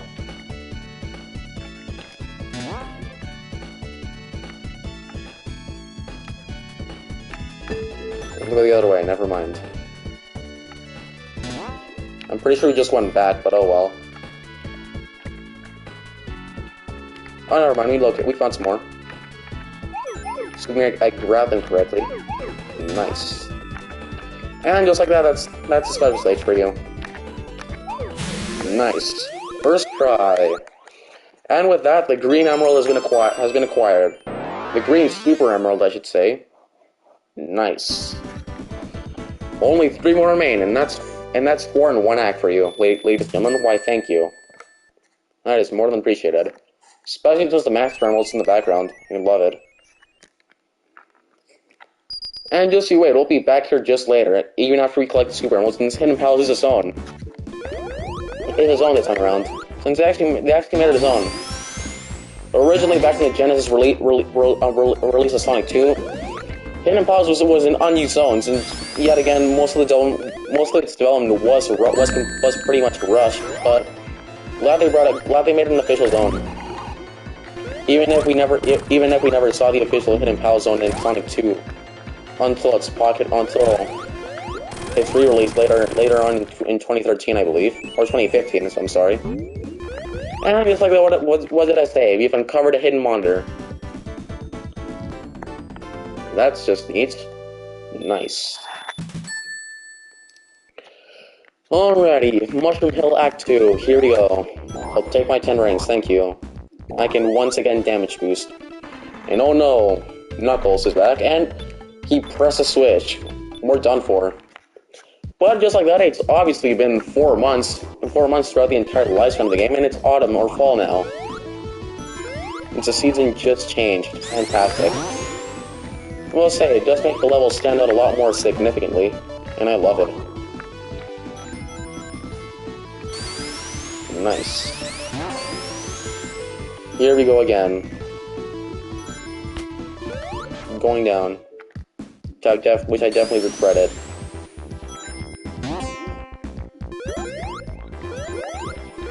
This time you don't have to worry about spikes as much as you used to. This time, even Nature's against you. So you can even get pulled by it. Nice. Here we go again. Killing the Batniks. Some of these even have pretty dang creative designs, and I love them. Taking the lift back up, thank you. Even pulling this off feels pretty dang funny. Anyhow. Nice. All part of the plan, don't worry. This is all going accordingly. Fantastic, and just like that, what did I say? All part of the plan. Just like that, another special stage has been uncovered. Back to Blue Spears, thank you. Nice. Hope you're not dizzy by now. Don't faint on me now. Nice. Alright, Leap of Faith. Nice. All part of my master plan. Don't worry.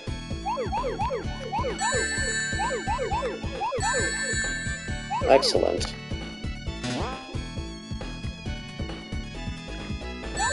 Nice. 4 more remain. Here we go. And isn't that just convenient? Another special stage has been completed, and with that out of the way, the orange Super Emerald has been acquired. Thank you. The Emeralds are one step closer to reaching their full potential, and just like that, another step closer to breaking the Sonic timeline with Hyper Amy. Thank you. Nice. Here we go again. Only 2 more remain, that's 5 Emeralds. Here we go. Mushroom Hill, the second act.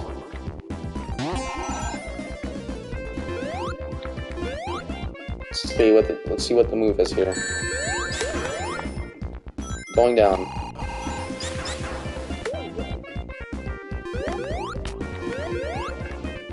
Let's see. Might as well just explore half the time, since, again, you wouldn't want to miss the giant ring by accident, especially if you haven't gone to the emeralds by this point. And just like I said, nature's a thing now, and it's against you. Give me a boost, thank you.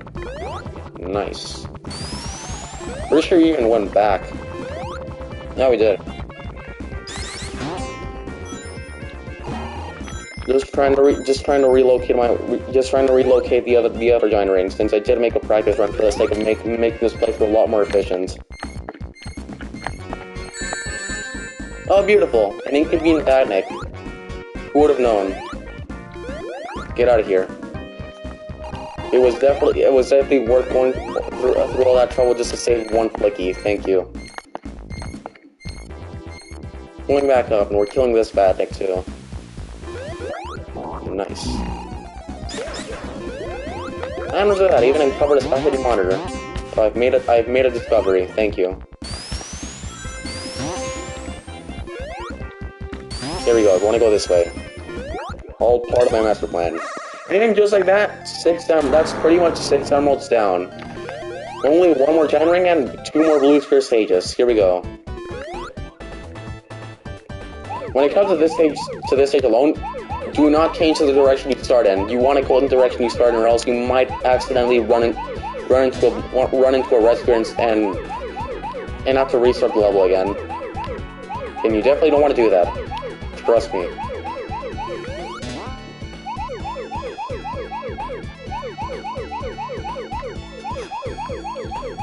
Here we go. Should be sufficient.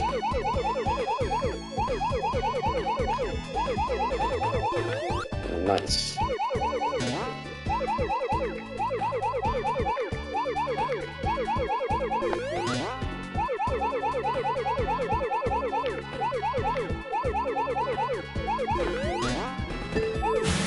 This is just how much it takes to beat a blue sphere level.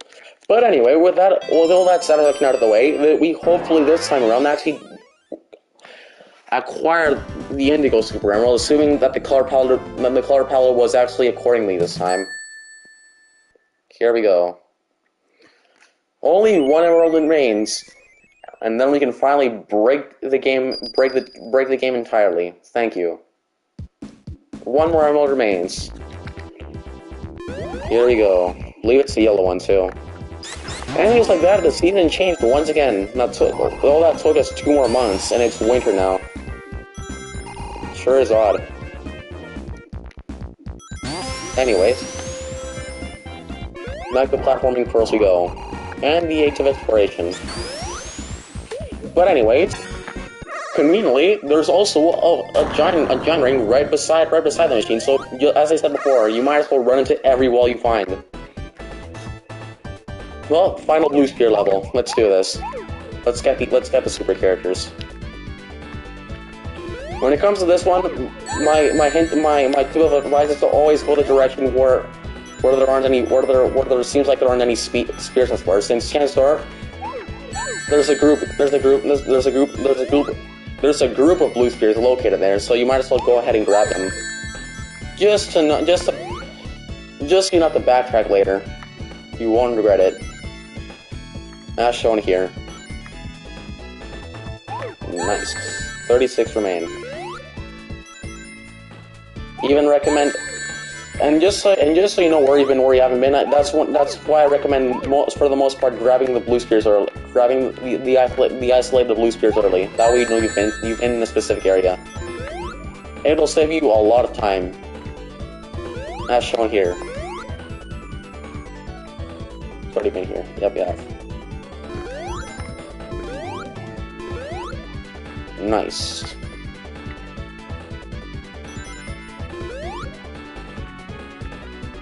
Don't mind me, I'm just trying to re-navigate my way across level.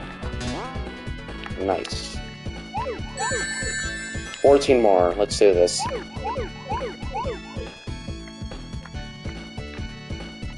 One moment.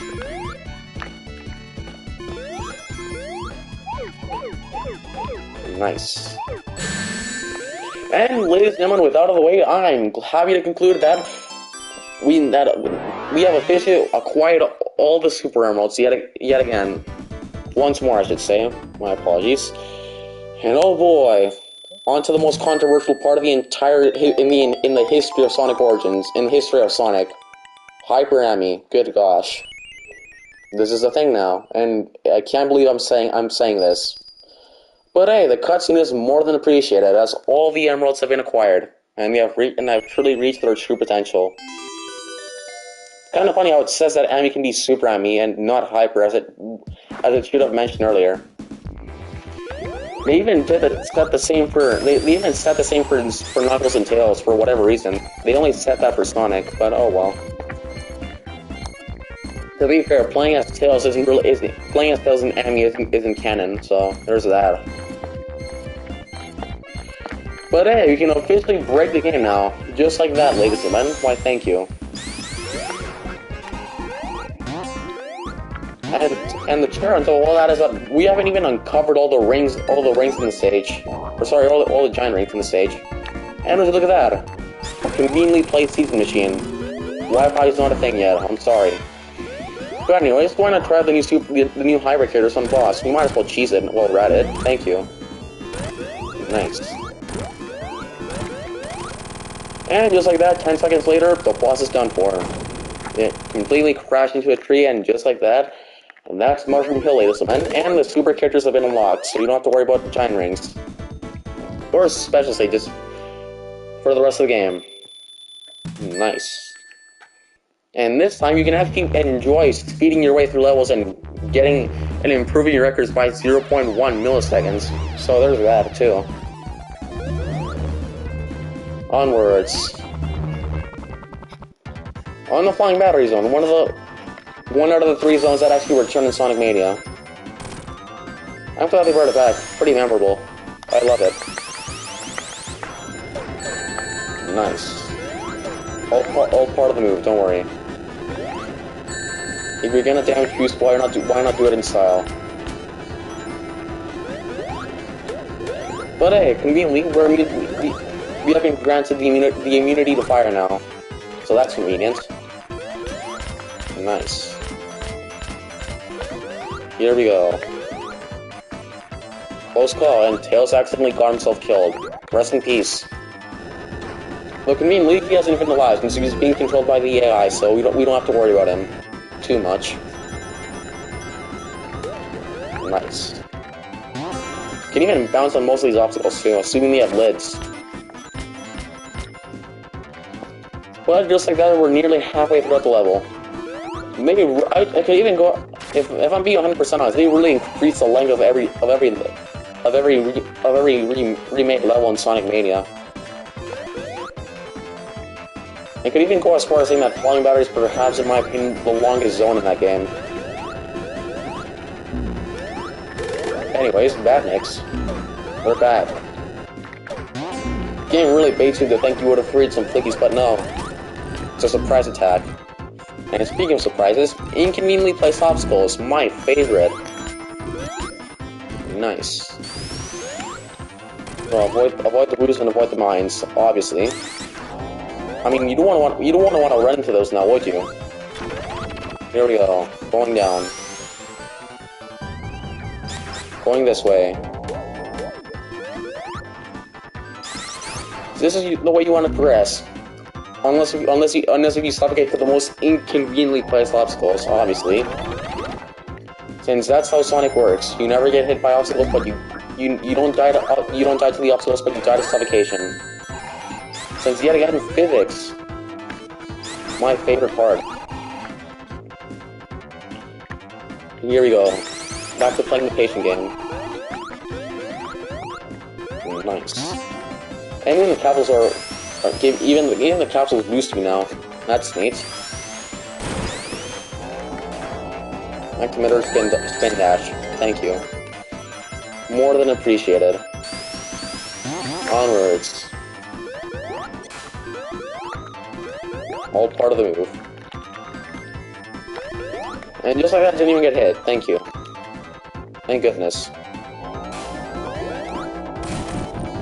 And for those of you wondering if there actually were any giant rings there in Flying Battery, there are. They're just.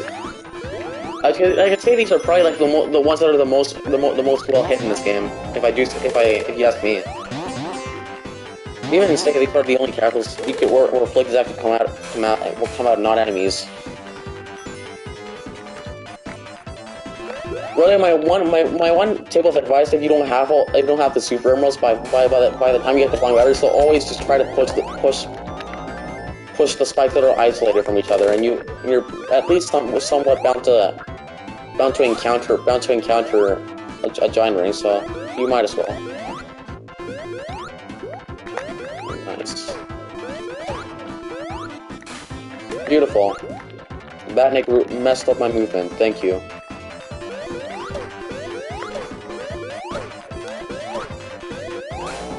Thank you, I'm glad I actually nailed it this time.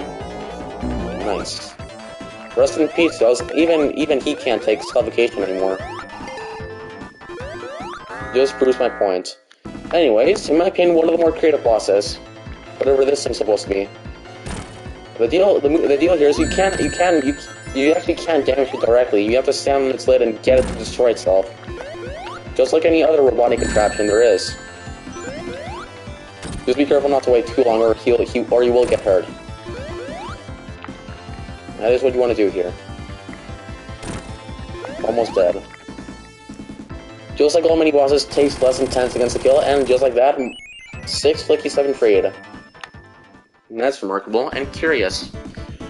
And it was supposedly a castle too, and it was being powered by the Flicky, so there's that going for it. Nice. On Act 2 then, shall we? Nice. I even missed Boost. But don't worry, it's all part of the plan. Nice.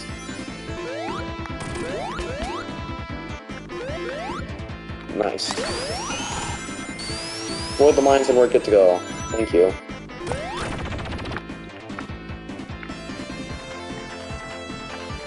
Well, say, in my opinion, yeah, I'd say this is probably my favorite theme in the entire game. Or sorry, one of my favorite themes in the entire game. The Act 2, Flying Battery Zone Act 2. There we go. And just like that, inconvenience has once again led me towards my death. It wouldn't be a video without it, so there's that. This time, as always, we're doing it the unintended way, as always. Nice. Can't go this way, we have to avoid the spikes, thank you. Nice. Oh, here we go again. Excellent.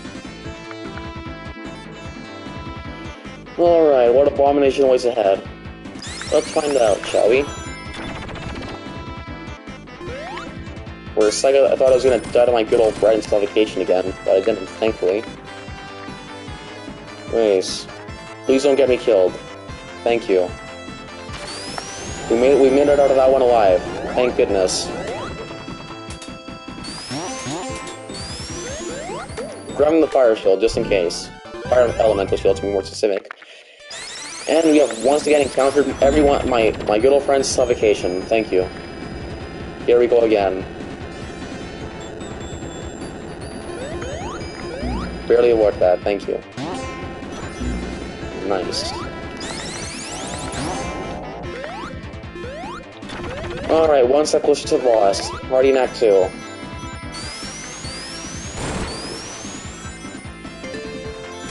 Almost there.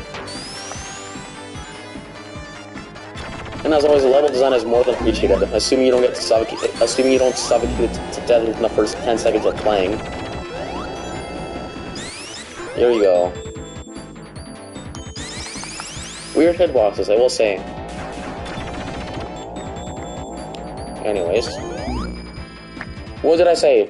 My good old friend's suffocation has yet again caused my death. Well, conveniently there was technical, so we're fine.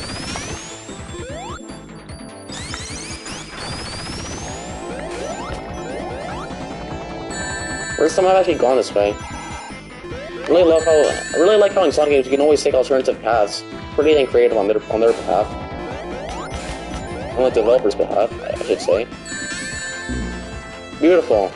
Inconsistency. My good old friend. Ugh, that's playing the patient game, my favorite.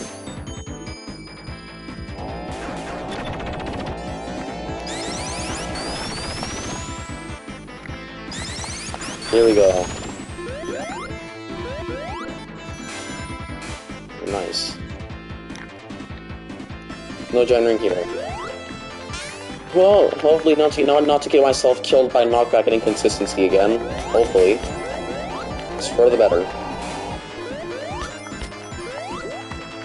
Thank you. Know that one. There were obviously two of them. That was right behind the other one. Goodness. Here we go again. Patience. Any day now, thank you. And back up we go. Not just not get myself accidentally killed by suffocation again. Please no, no thank you. Just waiting for the platform, so mind me. Here we go. Nice. Anyways, onto the boss. And look at that, robotics bag. Hello to you too. I will say, this boss isn't all that creative, but to be fair, I do like its gimmick though. There are actually two ways you can kill it. You can either let it destroy itself by letting the machine attack you for a while, or you can actually land hits on it and destroy it early. Whichever you prefer, especially if you want to speedrun the game. One of the features added, which I love. Pretty neat. Just like that. You can love robotic production every time you kill a mini boss. Pretty hilarious. What did I say? There it is. The face. Thank you. And thanks to the genius of his machines, that has pretty much caused the destruction of Flying Battery now, and the entire level is just swung apart now. Please forgive me, I can't talk. Good gosh.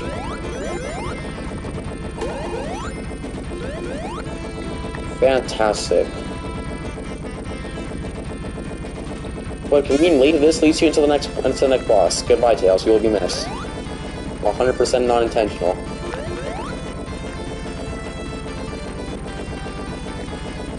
Here we go again.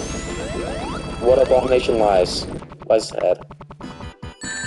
And here we go, on to the next boss. We lost our rings, but not that it mattered, since we don't have either way. We didn't even have enough rings for hyper to go hyper, so it didn't matter too much. Anyways, what you want to do here is you pretty much just want to yet again play the patient game away from the combat. That way you can actually hit him, or you can just spin dash, whichever you prefer. And just like that, 10 seconds later, he died. Especially if you have the fire elemental shield, it makes it all the more quicker. Nice. And just like that, latest summon, that is Act 2. Nice. That's 8 more flickies freed, and we are good to go for the next act. Next zone, I should say. Everyone's favorite zone, Sandopolis. Sandopolis, yeah. Sorry. Here we go, a desert level. Pretty much all platforms at the time nearly had desert stages, though. This game is no different. Nice. Avoid the inconveniency. Thank you. Onwards. Thank you. Love the animations. 10 out of 10. No additional details. Makes it even look like you're rock climbing, which I love. Just goes to show the pretty dang creative level design.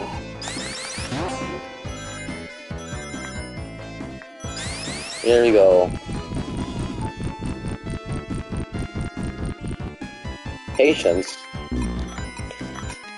Welcome to Marble Zone, the sequel, but except a lot faster. Nice. And with pretty questionable enemies too.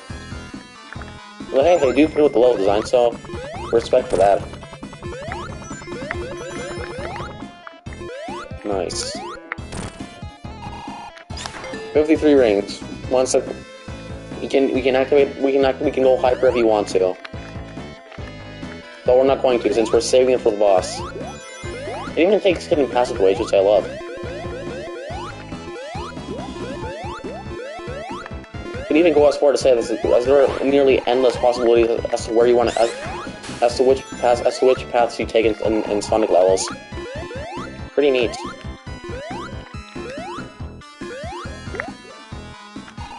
Excellent. All part of the plan, don't worry. Going up. Never mind. Just gotta wait for my girlfriend's suffocation to make it to part its way, and we're good to go. That's our green light. Nice. Good to spin dash. But I'm not gonna risk falling into that pit, no thank you. And I know what you're saying, I should have gone hyper, but there's a really good reason as to why I didn't have to. And in short, my answer to that is suffocation, since sometimes if you speed too quickly, you can actually get yourself killed. So, I'm trying to prevent that. I'm sorry. I would rather get hit any day rather than suffocate to death. You have to replay a decent portion of the level when you die, since, as I mentioned before, the level length has significantly increased, so you do want to be careful. You're gonna avoid that for now.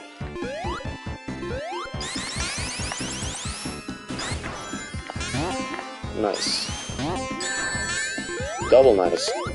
Inconsistent. Oh gosh, I can't talk. Inconsistency. Fantastic.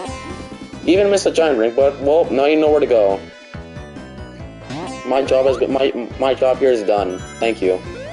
Especially since you already got all the super emeralds too. That is more than appreciated. Thank you. Onwards. Farewell. Anyways.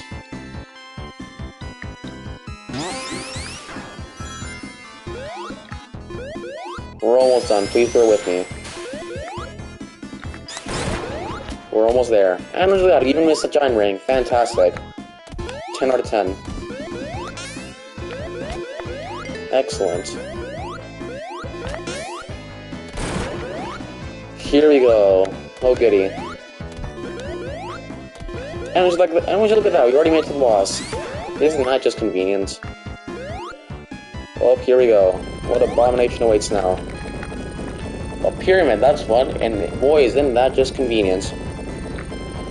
I love how you can emerge us from the ground. It makes us almost a little more interconnected. And that leads us into the mini-boss. Another one of robotics and strategies you have to kill, which we have to let it destroy itself, pretty much. Anyways, that's Tails just demonstrated. You can't actually directly attack this guy. He's invulnerable to all attacks, and the only way to beat him is by luring him to the quicksand pit and then knocking him down there to destroy him pretty good. Which is what you want to do. Requires patience, but it's gonna pay off. And don't worry, it looks like it may seem like he can stun you when he jumps, but don't worry, you don't. Nothing changes here. And just like that, first try. Didn't even take damage and didn't even need to go hyper. Thank you. That's another boss out of the way, and we're just to go for Act 2. Nice. One step closer to the final zone, which I will not spoil, for obvious reasons. Or for the sake of newcomers, in other words. Here we go. Sandopolis Act 2. Nice. And this time we're inside the pyramid, or tombstone, how I like to call it. And as you can see, the gimmick here revolves around the lights themselves. So at one point you do want to constantly turn these on, whether it be to actually see what's ahead of you, or just so the ghosts don't spawn and attack you, since that will eventually happen once you release them from the capsule. Which there it is, it just happened. You release the ghosts. Fantastic. The ghosts aren't really all that threatening, though you do want to be careful not to let them stay for long. When you see one on the screen, you definitely want to hit. You want to hit a switch as soon as possible. That way, you can immediately get them out of the way, and just so they don't attack you too. Since if you let them stay for too long, then they will attack you, and they can hurt you too. Unless if you're pretty good at dodging, you could ignore the lights entirely, but it is not recommended, especially if you're playing this game for the first time blindly. So there's that.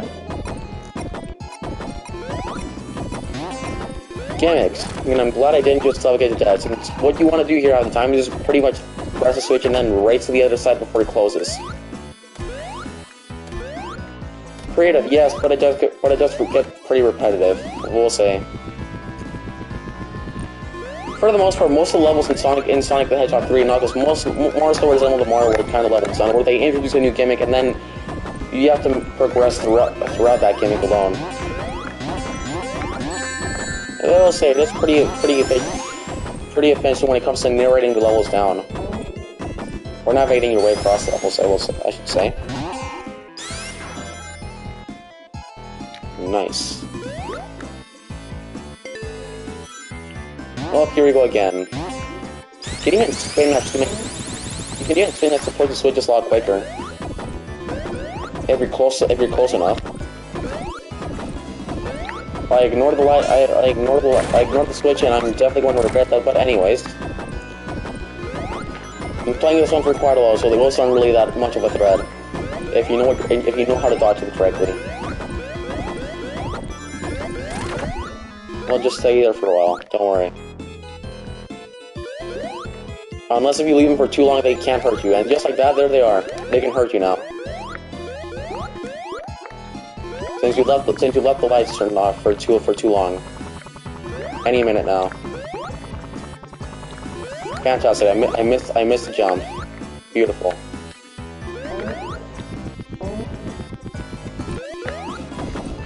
Nice. Here we go. Would love to hit another switch right about now, please. And what did I say? They can hurt you. That's why you want to constantly keep pressing like the switches. I'm not going for that. I don't want to risk getting to death. No, thank you. Rest in peace, else you will be missed.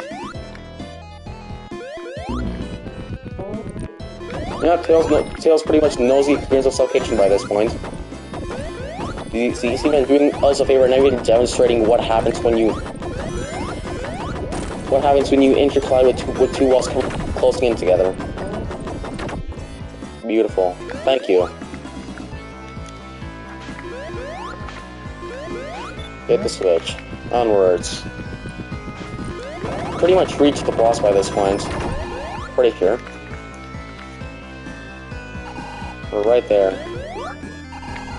Just gonna play it safe and not get hit. That way I can easily cheese the boss and make him go down in less than 10 seconds or so. Nice.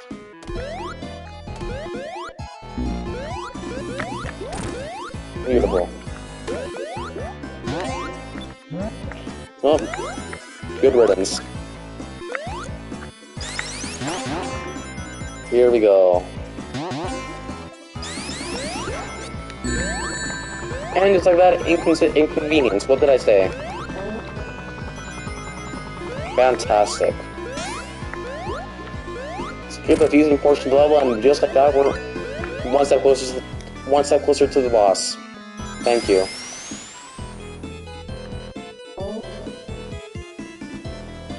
Back to the point that loops. Oh boy. Is that infamous? Onwards. When it comes to Sonic alone, verticality is more than Guard Command, since there aren't usually a lot of obstacles lying within. So you might as well go up as much as you can, or as often as possible. Nice. And with that out of the way, we've reached the boss, and we might as well. Bonus stage. And it's this one. The pinball-like one, in other words. And I've missed all my ratings. Fantastic. That's just neat. And beautiful, I didn't get any. Fantastic. 10 out of 10. The minute I get my coordination, I end the special stage. Well, we're fighting the boss normally then. Here we are. It's a pretty weird one too. But if you have Tails, you can pretty much just end bosses in less than 10 seconds or do that. His boss doesn't really put up much of a fight either. You can just endlessly spam your attacks and then he goes down relatively quickly. Good riddance for Robotnik. We'll see you later. Just again, Tails is pretty much a killing machine in Sonic with his propeller ability. Or with his flying ability, I should say. That is his middle name. Or nickname, in other words. Alright, Lottery Act 1.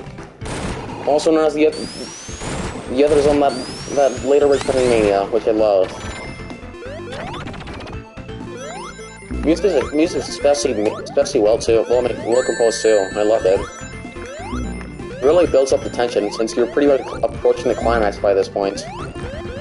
Pretty sweet, and I love it. Well, here we go again. Nice. Excellent. Alright, what abomination awaits? Let's see. Enemies. My favorite. And with more inconsistency out of the way, we're good to go. Just like that, ladies and gentlemen. Thank you. There we go. The elevators. When you want to go down, I always recommend spin dashing left, and when you want to go up, spin dash right, and you pretty much have full control over the elevators. Trust me. Thank you. Nice, onwards. And would you look at that? That one obscure mini boss that later returned Mania. That they actually made a boss. He was really only there for the purpose of one cutscene. They actually made him look like he was a mini boss. What is pretty understandable is that as to why he wasn't a mini boss. And to be fair, he did share a lot of similarity towards that one mini boss in Marble Garden Zone that we took down earlier. So understandable. But in Mania, that boss was never implemented. So they re-implemented this one.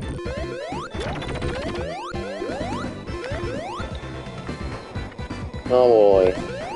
Here we go. Nice. Alright, what abomination awaits? Let's see. Oh, it's not just neat. Will do. I'll gladly take the elemental shield. It's definitely gonna come in handy, considering the fact that this is literally a volcano. Nice. And just like that, Indiana Jones.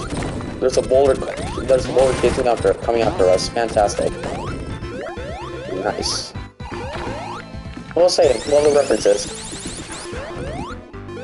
They had an additional layer of creativity as usual. And as most of you already also noticed, the level pretty much have to backtrack a bit, since what you wanted to do is we wanted to let that boulder break open a new pathway, that way you could further progress throughout the level. It does mean you have to backtrack, yes, but creative. I do appreciate the reference, though. Nice. See that again, playing the pacing game, since I don't want to suffocate to death for the 1,000,000th time, so wouldn't want that to happen. Hey, would you look at that? 133 rings, fantastic. And there it is. The one bullet that was chasing us for a while, I believe. Oh boy, close call. I'm glad it didn't suffocate to death. Nice.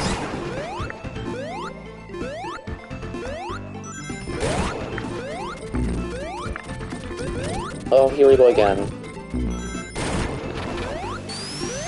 Excellent. Close call. When you always encounter those enemies, and when they do hit you, I always recommend jumping as much as possible to wear off the effect or killing the enemy. Makes it all the quicker, and if you leave it on for too long, it will hurt you, since it does decrease. It pretty much, the side effects were all making you jump not as high, or decreasing your jump height. So you definitely want to get rid of that as soon as possible. Trust me. Here we go. There it is. Disappeared already.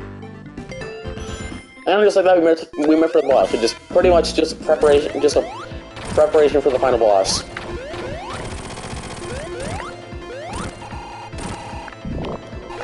Just like that. What did I say? That one arm that the final boss uses to attack you. Nothing more than preparation, as I said before.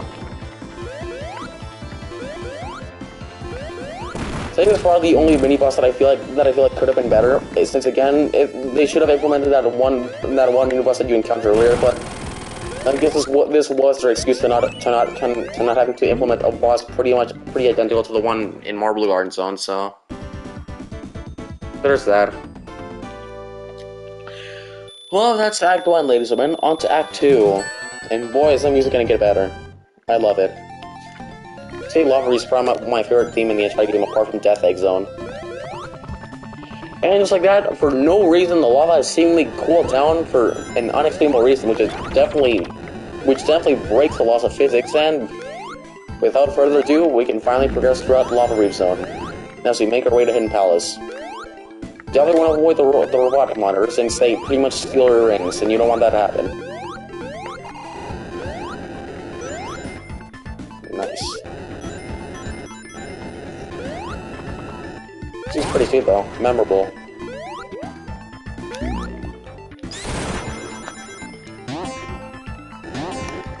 So memorable in fact that they reused it for Hidden Palace Zone. Oh no. The most threatening obstacle of all. The spike balls. Good gosh. Well, glad we barely made it out of that one alive. But without further ado, ladies and gentlemen, onwards. Nice. Rest in peace. Here we go again. Yeah, the AI really is making this playthrough all the funnier, and I do appreciate that. By a long shot too. Thank you. I'll see you in a good minute, Tails.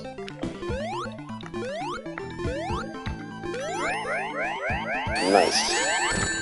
Beautiful. More inconsistency to get later, and we made it. Fantastic. Nice. Oh, how convenient. We damaged Boo City immediately just to find a monitor containing a fire elemental shield. Isn't that just convenient? Anyways, here we go again. And just like I said before, back to damaged Boo City we go. Nice. Hit the switch twice for good measure. Even love the additional creativity obstacles. 10 out of 10. Anyways, with stuff we can barely avoid it, we can finally progress throughout the level. Thank you. Nice. Double nice. Excellent. Triple nice. Oh yeah, Monster Side, it's good. Nice seeing you here. Welcome back. Welcome back to the stream. We're just finishing up Sonic & Knuckles 3DS Amy as I previously mentioned 2 days ago. Conveniently. Good to see you. Welcome back to the stream. Just a few steps away from the final boss. And boy, its tension's certainly building up. And that is more than appreciated. Here we go again. Nice. Well, with more consistency out of the way, we can finally progress. Thank you.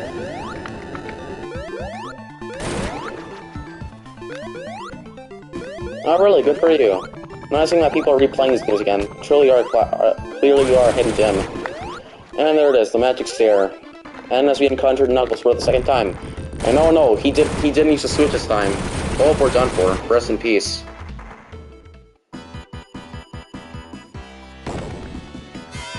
Yeah, I don't blame you. Sandopolis isn't the most beginner-friendly zone. Just because of its many gimmicks. It honestly feels like it's pretty much the Marvel zone of Sonic the Hedgehog 3 and Knuckles, which you have to get used to.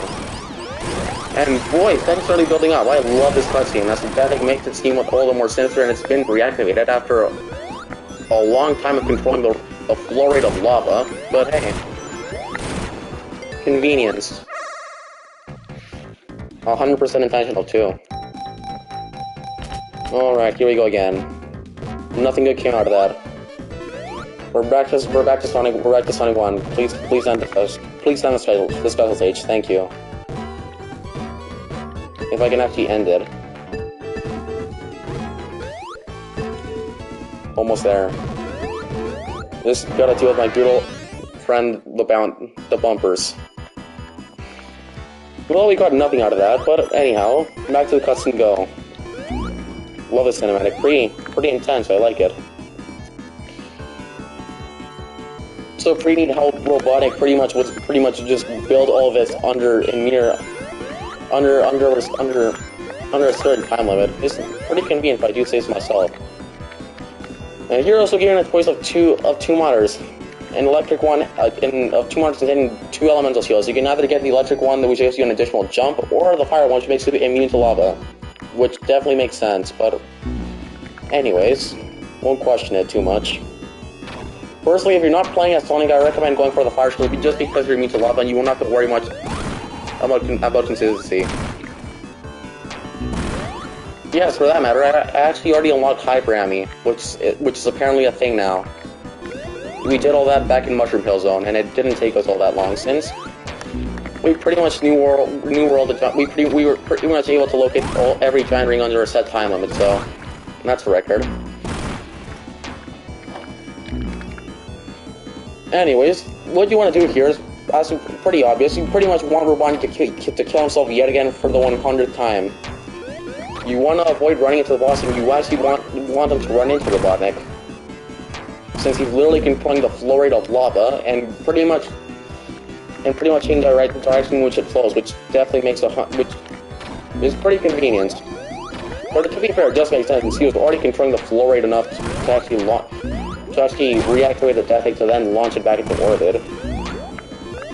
The story does go pretty deep, and I love it and I respect it for that matter too.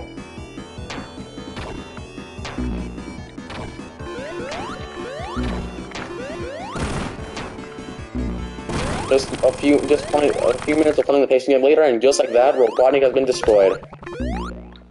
Rest in peace, Tails. Thank you. And just like last time, the lava seemingly for no reason turns into molten rock and cools down under a set time limit, which pretty much defies a couple laws of physics, but oh well. This is a Sonic game after all, so it doesn't matter too much. But without that out of the way, onto Hidden Palace Zone. One of the most infamous zones in this game, which I absolutely love. At the time, back in 1994, this is pretty much the only iteration of Hidden Palace there was, since the Sonic 2 version was at the time unused. But I'm glad they made the Sonic 2 version available, the Sonic 2 version and the Sonic 3 version both available on Origins. It's pretty neat, and I like it too. Anyways, you want to go left. It's tempting to go right, but there's nothing there. Anyways, let's fight everyone's favorite character, Knuckles, the Echidna. And boy, he doesn't really put much of a fight up, unfortunately. I mean, just look at this. Give me a sec.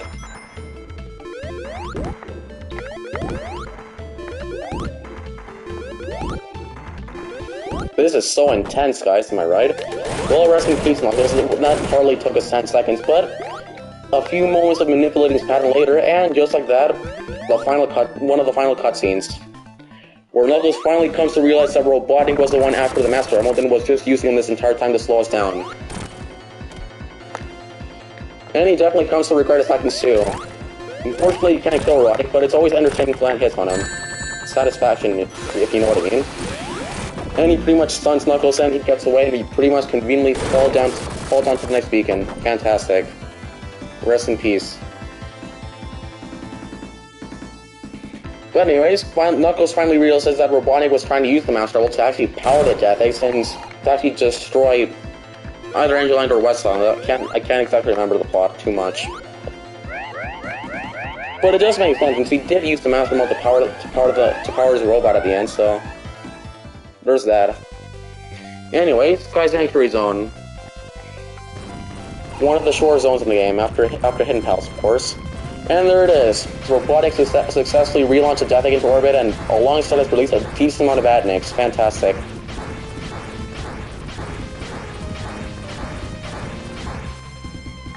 It really does. I guess it's really that easy to manipulate Knuckles, since he even gets manipulated in the movie. Could even go as far as saying that. But anyway, my lack of attention has once again caused my death. Fantastic. Will that ever get old? And this time Knuckles is out of here, so we have to do him a favor and recover the Master Emerald from the clutches of Robotnik now. And along the way, we even have to destroy his new army of Batniks, which will definitely play a role later on in the continuation of Sonic and Knuckles, where you play as Knuckles. since canonically, you pretty much destroy all these Badniks except for one, since one actually manages to survive and that one supposedly becomes the new robotic for Knuckles, and you have to fight him. That is until the end, where Mecha Sonic comes back and pretty much steals the Master Emerald again. Get out of here. We're somewhat saying through lore, and speaking of Mecha Sonic, he's back. This is the new iteration of a robot version of Sonic, and it's also a throwback to previous Sonic games, with this being a throwback to Sonic 1. We'll say the bosses are a lot easier, but still pretty neat. They do go down relatively quickly though. Especially since the game's a lot faster paced now. But anyway, that's the first fight against Mecha Sonic. Out of the three, you have to out of the three iterations you have to fight him in Sky's Entry Zone. Here we go again. Speedrun. Do me a favor, thank you. Nice. Playing the patient game here, don't mind me. My favorite game of all time, obviously.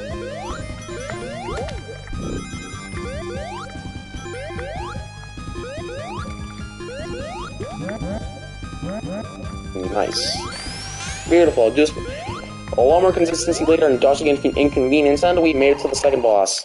With this one being the one in Metropolis Zone.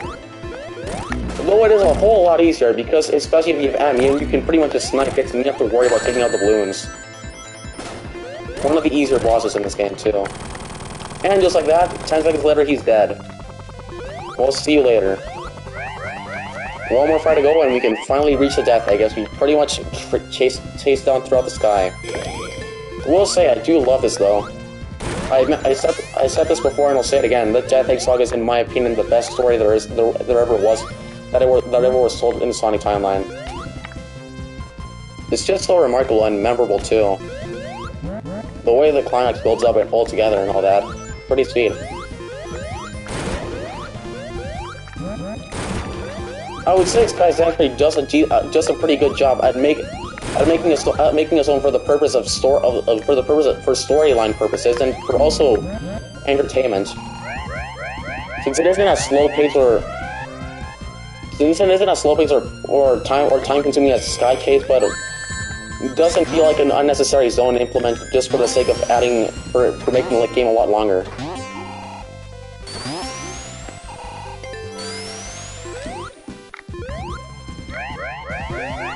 It could go both ways. I really never have trouble with Zone in Sonic. I mean, to be fair, the obstacles exclusive to those zones really don't put much of a fight, since really the one thing that kills me 90% of the time is usually just suffocation, so... and inconvenience, of course. But anyways, this is the fight against Mecha Sonic, the new robot Sonic, to put it that way. And boy, does he barely put up a fight. Although it looks like it, his pattern is pretty easy to learn. He doesn't put up much of a fight until you fight him as Knuckles, where he actually uses the Master Emerald. Still think the best fight against a robot version of Sonic is the one in CD. That race is just unforgettable, if I'm honest with you. Anyways, here we go again. And just like that, we killed him. What did I say? Barely puts up much of a fight. Although it does look like it. The one improvement that Robotics certainly did make was, boy, did he take a decent amount of hits to destroy. I'd say it's probably the longest lasting robot there ever was. So you fight him 3 times consecutively and he still doesn't get destroyed. Or sorry, twice consecutively and he still doesn't get destroyed until the 3rd time. That is if you actually 100% in the game as Knuckles. But anyway, that out of the way, one more beautiful chase one more cutscene out of the way, and we've reached the Death Egg. Congratulations. Welcome to the Death Star. Fantastic. Well, here we go again. We'll say that they really did improve the Death Egg significantly compared to the Sonic 2 version. And that version was just there for the sake of the final boss, and that was pretty much about it. But here you have a completely distinct and unique zone, which is which is highly appreciated too. Since it is supposedly their climax, where tension builds up the most, since you pretty much reached the climax by now.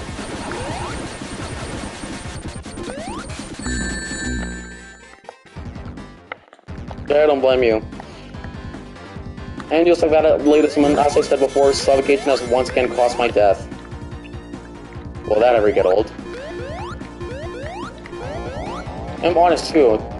The background even always reminds me of that of the Death Star's core. It just looks so identical. Certainly does feel like it too.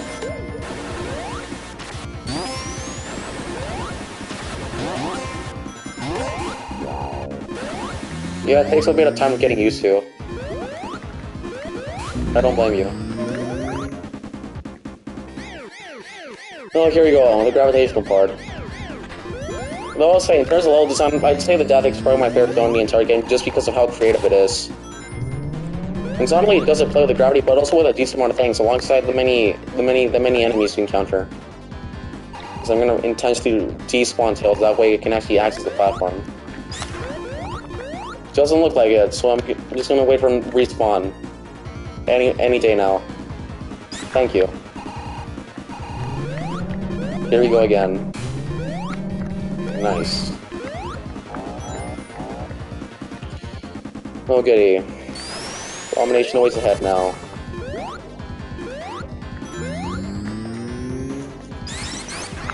Nice. Yeah, I definitely agree with you. And would you look at that? We even fell back down. Fantastic. That's neat. He didn't kill this Batnik. He's dead now. Nice. Well, here we go again. Oh boy.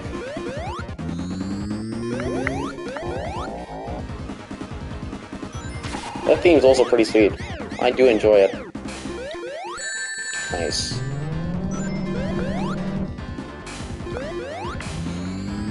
I'm trying not to miss my jump this time, hopefully. Attempt 3. Thank you. RNG was feeling nice today.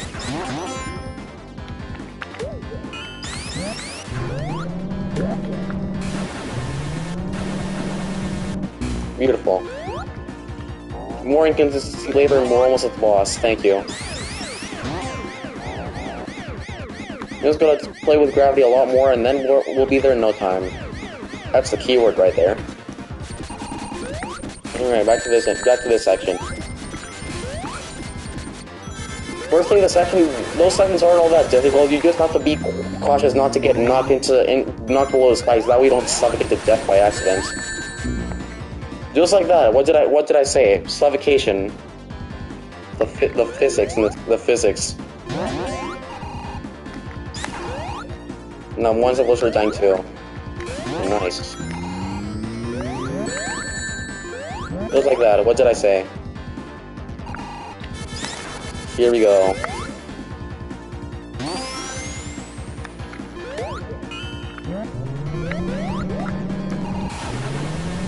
Nice.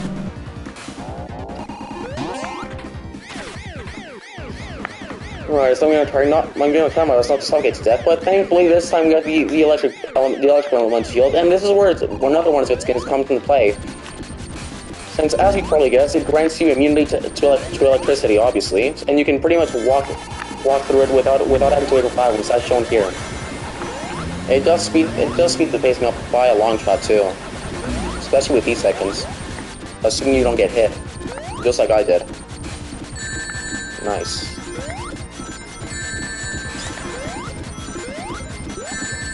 At this one, you might as well just damage use for the most part. Anyways, this section, my favorite. Alright, now I'm just gonna get the other side. When it comes to this section, I'd say it's perhaps the most efficient just to patiently wait for it to come to you and then just combo bounce. I'd say it's probably the quickest way to activate it. Indeed I am. One moment. Sales is certainly doing me a favor here. Thank you.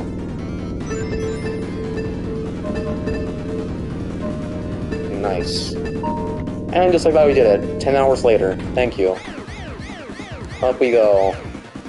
We're almost at the mini boss. And just like that, this is where another one is the gimmicks get introduced. And boy, I love these. They do feel a bit unnecessary, but boy, are they satisfying to watch. Even if they pretty much give you a short boost, or transport you a short distance. You can tell the developers really had a lot of fun coding this all together, and I don't blame them. Any day now, don't worry. Nice. And we're right there, the elevator. Here we are. That's how I always call this boss because of its appearance in Mania. But if you have the super characters, this boss is pretty much a joke, just like all the other ones. He hardly even puts up a fight, even if in second phase. He puts up a better fight in Mania, in my opinion, just because of how he plays with gravity. It's almost dead, and just like that, he died. This is Hyper Ami. We got all the Super Emeralds way earlier in Mushroom Hill Zone. For some reason, every time you get the Hyper Emeralds that's someone apart from Sonic, it always says you're that version of a character but Super, which doesn't make a lot of sense. And when you collect the emeralds, normally it just says you got all the emeralds, but it doesn't actually say anything else. Pretty weird, but oh well. It's weird to say whether it was intentional or not. Since I mean supposedly, canonically you really only would have gotten the emeralds as Sonic and Knuckles, and that was pretty much about it.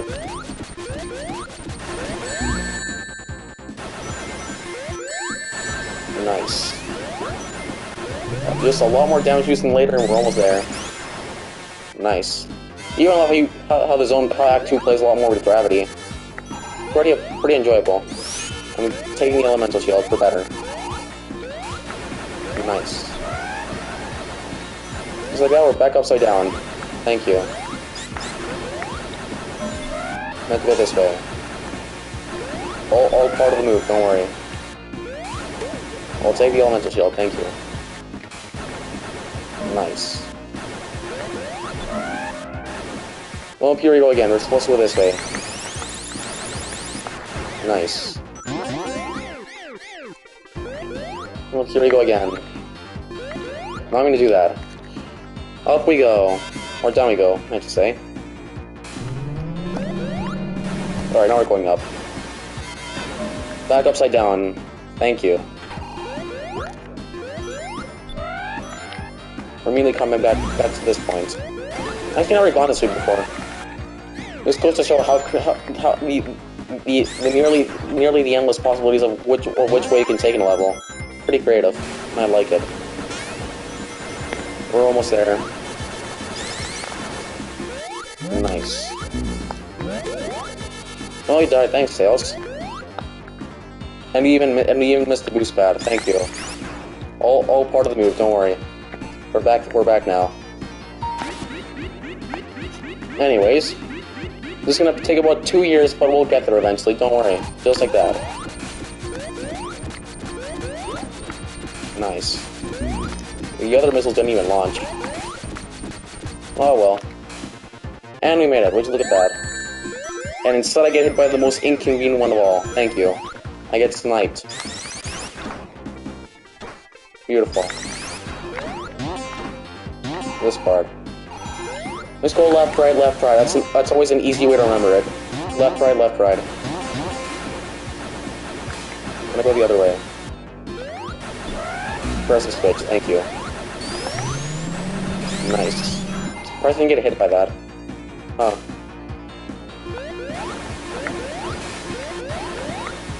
Nice. Almost there, just a few more checkpoints and we'll get there eventually, don't worry. Nice. Alright, just gotta play with gravity a lot more. Here we go. I'm definitely breaking the laws of physics here, guys, but don't worry. Science fiction. Here we go again. Nice. I'm almost there.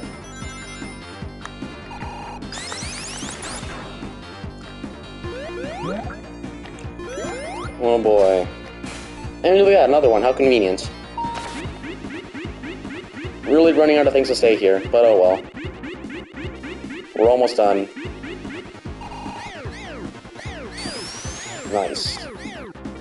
Nearly went the wrong way. Fantastic. And another one. Could always use 3. Third time's a charm. So why not go ahead? Any day now. Thank you.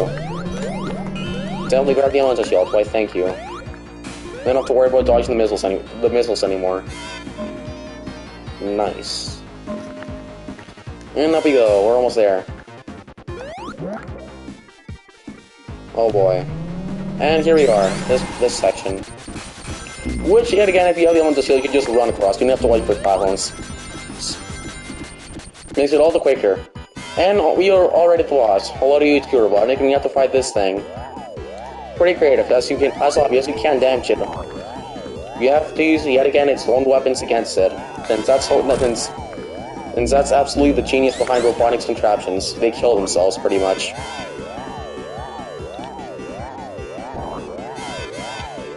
Nice. It is. Almost there. Just yet again a matter of playing the pace game, and we'll get there eventually. Don't worry. Nice. We're almost there. Nice. Any day now. Don't worry, we'll make it out eventually. Hopefully. Almost done. Just a few more hits and we're good to go. Barely avoided that, thank gosh.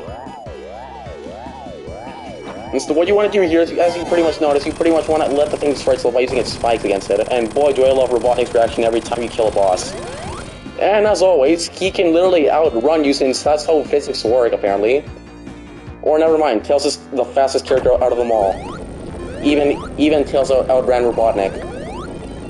I mean, his name is Miles per hour, so it is fitting for him to be the fastest character out of them all. Anyways, the final boss, the Death Egg Robot. What you want to do here is pretty much want to spin that in between the two hands, just like we did back in Lava Rezone. This boss barely puts up a fight. And yes, it is so funny how Tails literally is the only character who can actually outrun Robotnik. I guess that explains why Robotnik did capture him in Sonic 2. I mean, he probably feared his great speed, so it makes sense. I mean, to be fair, he pretty much also does have infinite lives, so... Oh yeah, I forgot I had scoop around me. I don't have to worry about taking damage. Right. Just gotta make sure I don't fall by accident. And I'm good to go. Normally what you want to do is you want to hit his nose after he shoots fire at you, and you want to then hit the emerald, and then just rinse and repeat that process over and over again, and you should kill him eventually. Alright, on to the final phase. This is it. We're pretty much done. And he's trying to get away, his last ditch effort to get away, but we're not letting that happen. Since we're getting the Master Emerald back. No thank you. Wrong timeline, Robotnik. Next time. And while we're also pretty much going to destroy the Sonic timeline with Hyper Army, since that's apparently a thing now. But with that out of the way, just like that, the Death Egg has been destroyed for good, and the Master Emerald has been recovered. Whoopie-doo, I guess. And hey, you win 100% of the game. Isn't that remarkable? That's neat. But with that out of the way, Tails comes in and rescues us for the second time, and just like that, the Master Emerald has been recovered. Thank you. Yep, the Death Egg Robot has officially been destroyed for good. And Robotnik has been foiled. Thank you. I'm glad you guys enjoyed my playthrough and guide of this game, to put it that way. And again, pretty fun. These games are truly a classic and a hidden gem, and I highly recommend you play them whenever you get the chance. Whether it be you have a Genesis or a Sonic Origins or another emulator, you can always. These games aren't all that hard to play, or gain access to play at least. Though I do wish they hadn't changed the music. They also changed the music for the ending. I do prefer the original one, but oh well. Just another one of the many changes they made to Sonic the Hedgehog 3 and Knuckles. But just like that, Knuckles is finally happy and now that he's recovered the Master Emerald. Hooray, I guess. They even changed a lot of the cutscenes in the game, which is for the most part I do feel is necessary since it was somewhat of an improvement from Sonic 3 Knuckles, so that's neat. And just like that, we finally get a good glimpse of the credits. After 2 hours of gameplay or so, we did it. We're done. And now that I think about it, I feel this is probably the quickest I completed the game. It took me less than 2 hours. That's the record. But anyways, that's pretty neat. And like always, I carried on the tradition of combining all the songs together for remix for the credits theme, which I absolutely love. Will that ever get old? It's pretty neat too. And with that, we've also pretty much destroyed the timeline since we did this as Amy. But oh well, good thing this isn't canon now, is it?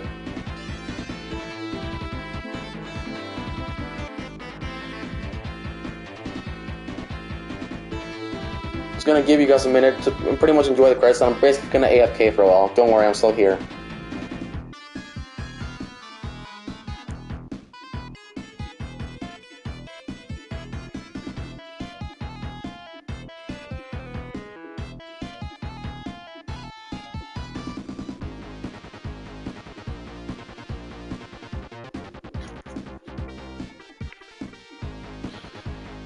Oh yeah, and speaking of Sonic the Hedgehog 3 and Knuckles, I actually might as well also replay this game again as Sonic and Knuckles in the Sonic and Knuckles in the future, since previously I didn't 100% those two games. So do stay tuned for those, since I will be replaying these games originally and 100%ing them as originally intended. So do stay tuned for that. I'm planning to upload my next live stream tomorrow again at, I would say at 12 p.m. or noon MST time, where I'm pretty much going to replay Sonic the Hedgehog 1 and Sonic the Hedgehog 2 as Sonic and get all the emeralds and beat Robotnik for good. And do the same for Sonic the Hedgehog 3 and Knuckles, of course. Since we've already done it once, so why not do it again? Makes it all the more replayable playing as every character in the game. Since we could technically also do this as Sonic and Tails, so you might as well. Presented by Sega, of course. Thank you. And just like that, one more cutscene. Thank you. And that's it. That's Sonic the Hedgehog 3 and Knuckles. Beautiful. Gotta love the additional cutscenes, so I thank you. And just like that, we've officially finished the game. Thank you. You even get a screenshot of every character grouped together. Beautiful. Thank you. And with out of the way, one more cutscene, where Robotnik's just sitting down with Crash on after defeating Doomsday Zone without a clue of what to do next. Thank you. And boy, that Floki ended up pretty much costing us True defeat. I guess we could even say the Floki's a true hero, since pretty much he ended Robotnik completely. Since I guess he never officially learned how to swim until Mania, so there's that. It's even pretty controversial whether or not that was the same Floki from the beginning of Sonic Origins. Pretty curious, if I do say so myself. And just like that, you even get a glimpse of supersonic flying. Boy, is that a neat detail. You can even zoom in on the elements, which is pretty neat. There it is. There's Supersonic over there, just flying off, just out of nowhere enjoying life. You even get Knuckles too. Anyways, that's pretty neat. With that out of the way, I significantly hope you guys enjoyed my playthrough of the original Sonic trilogy, including CDS and Amy Rose. Do stay tuned, since I am nowhere near done with this game, since I have yet to replay Sonic 1, 2, and 3 and Knuckles. Yet again, hopefully 100% these games as once intended, alongside the additional Game Gears, which I may or may not play in the future, whether or not you guys want me to. But anyways, with that out of the way, I hope you guys enjoyed this playthrough, and do stay tuned for my next upload will premiere tomorrow, again, as I mentioned before, at noon at MST time, where I'm going to be playing Sonic 1 as Sonic and 100% in game, and I'll do the same for Sonic 2 and 3, and of course Knuckles. But anyhow, thanks for watching, guys. I hope you enjoyed this video, and until then, I'll see you next time. Do take care. Goodbye.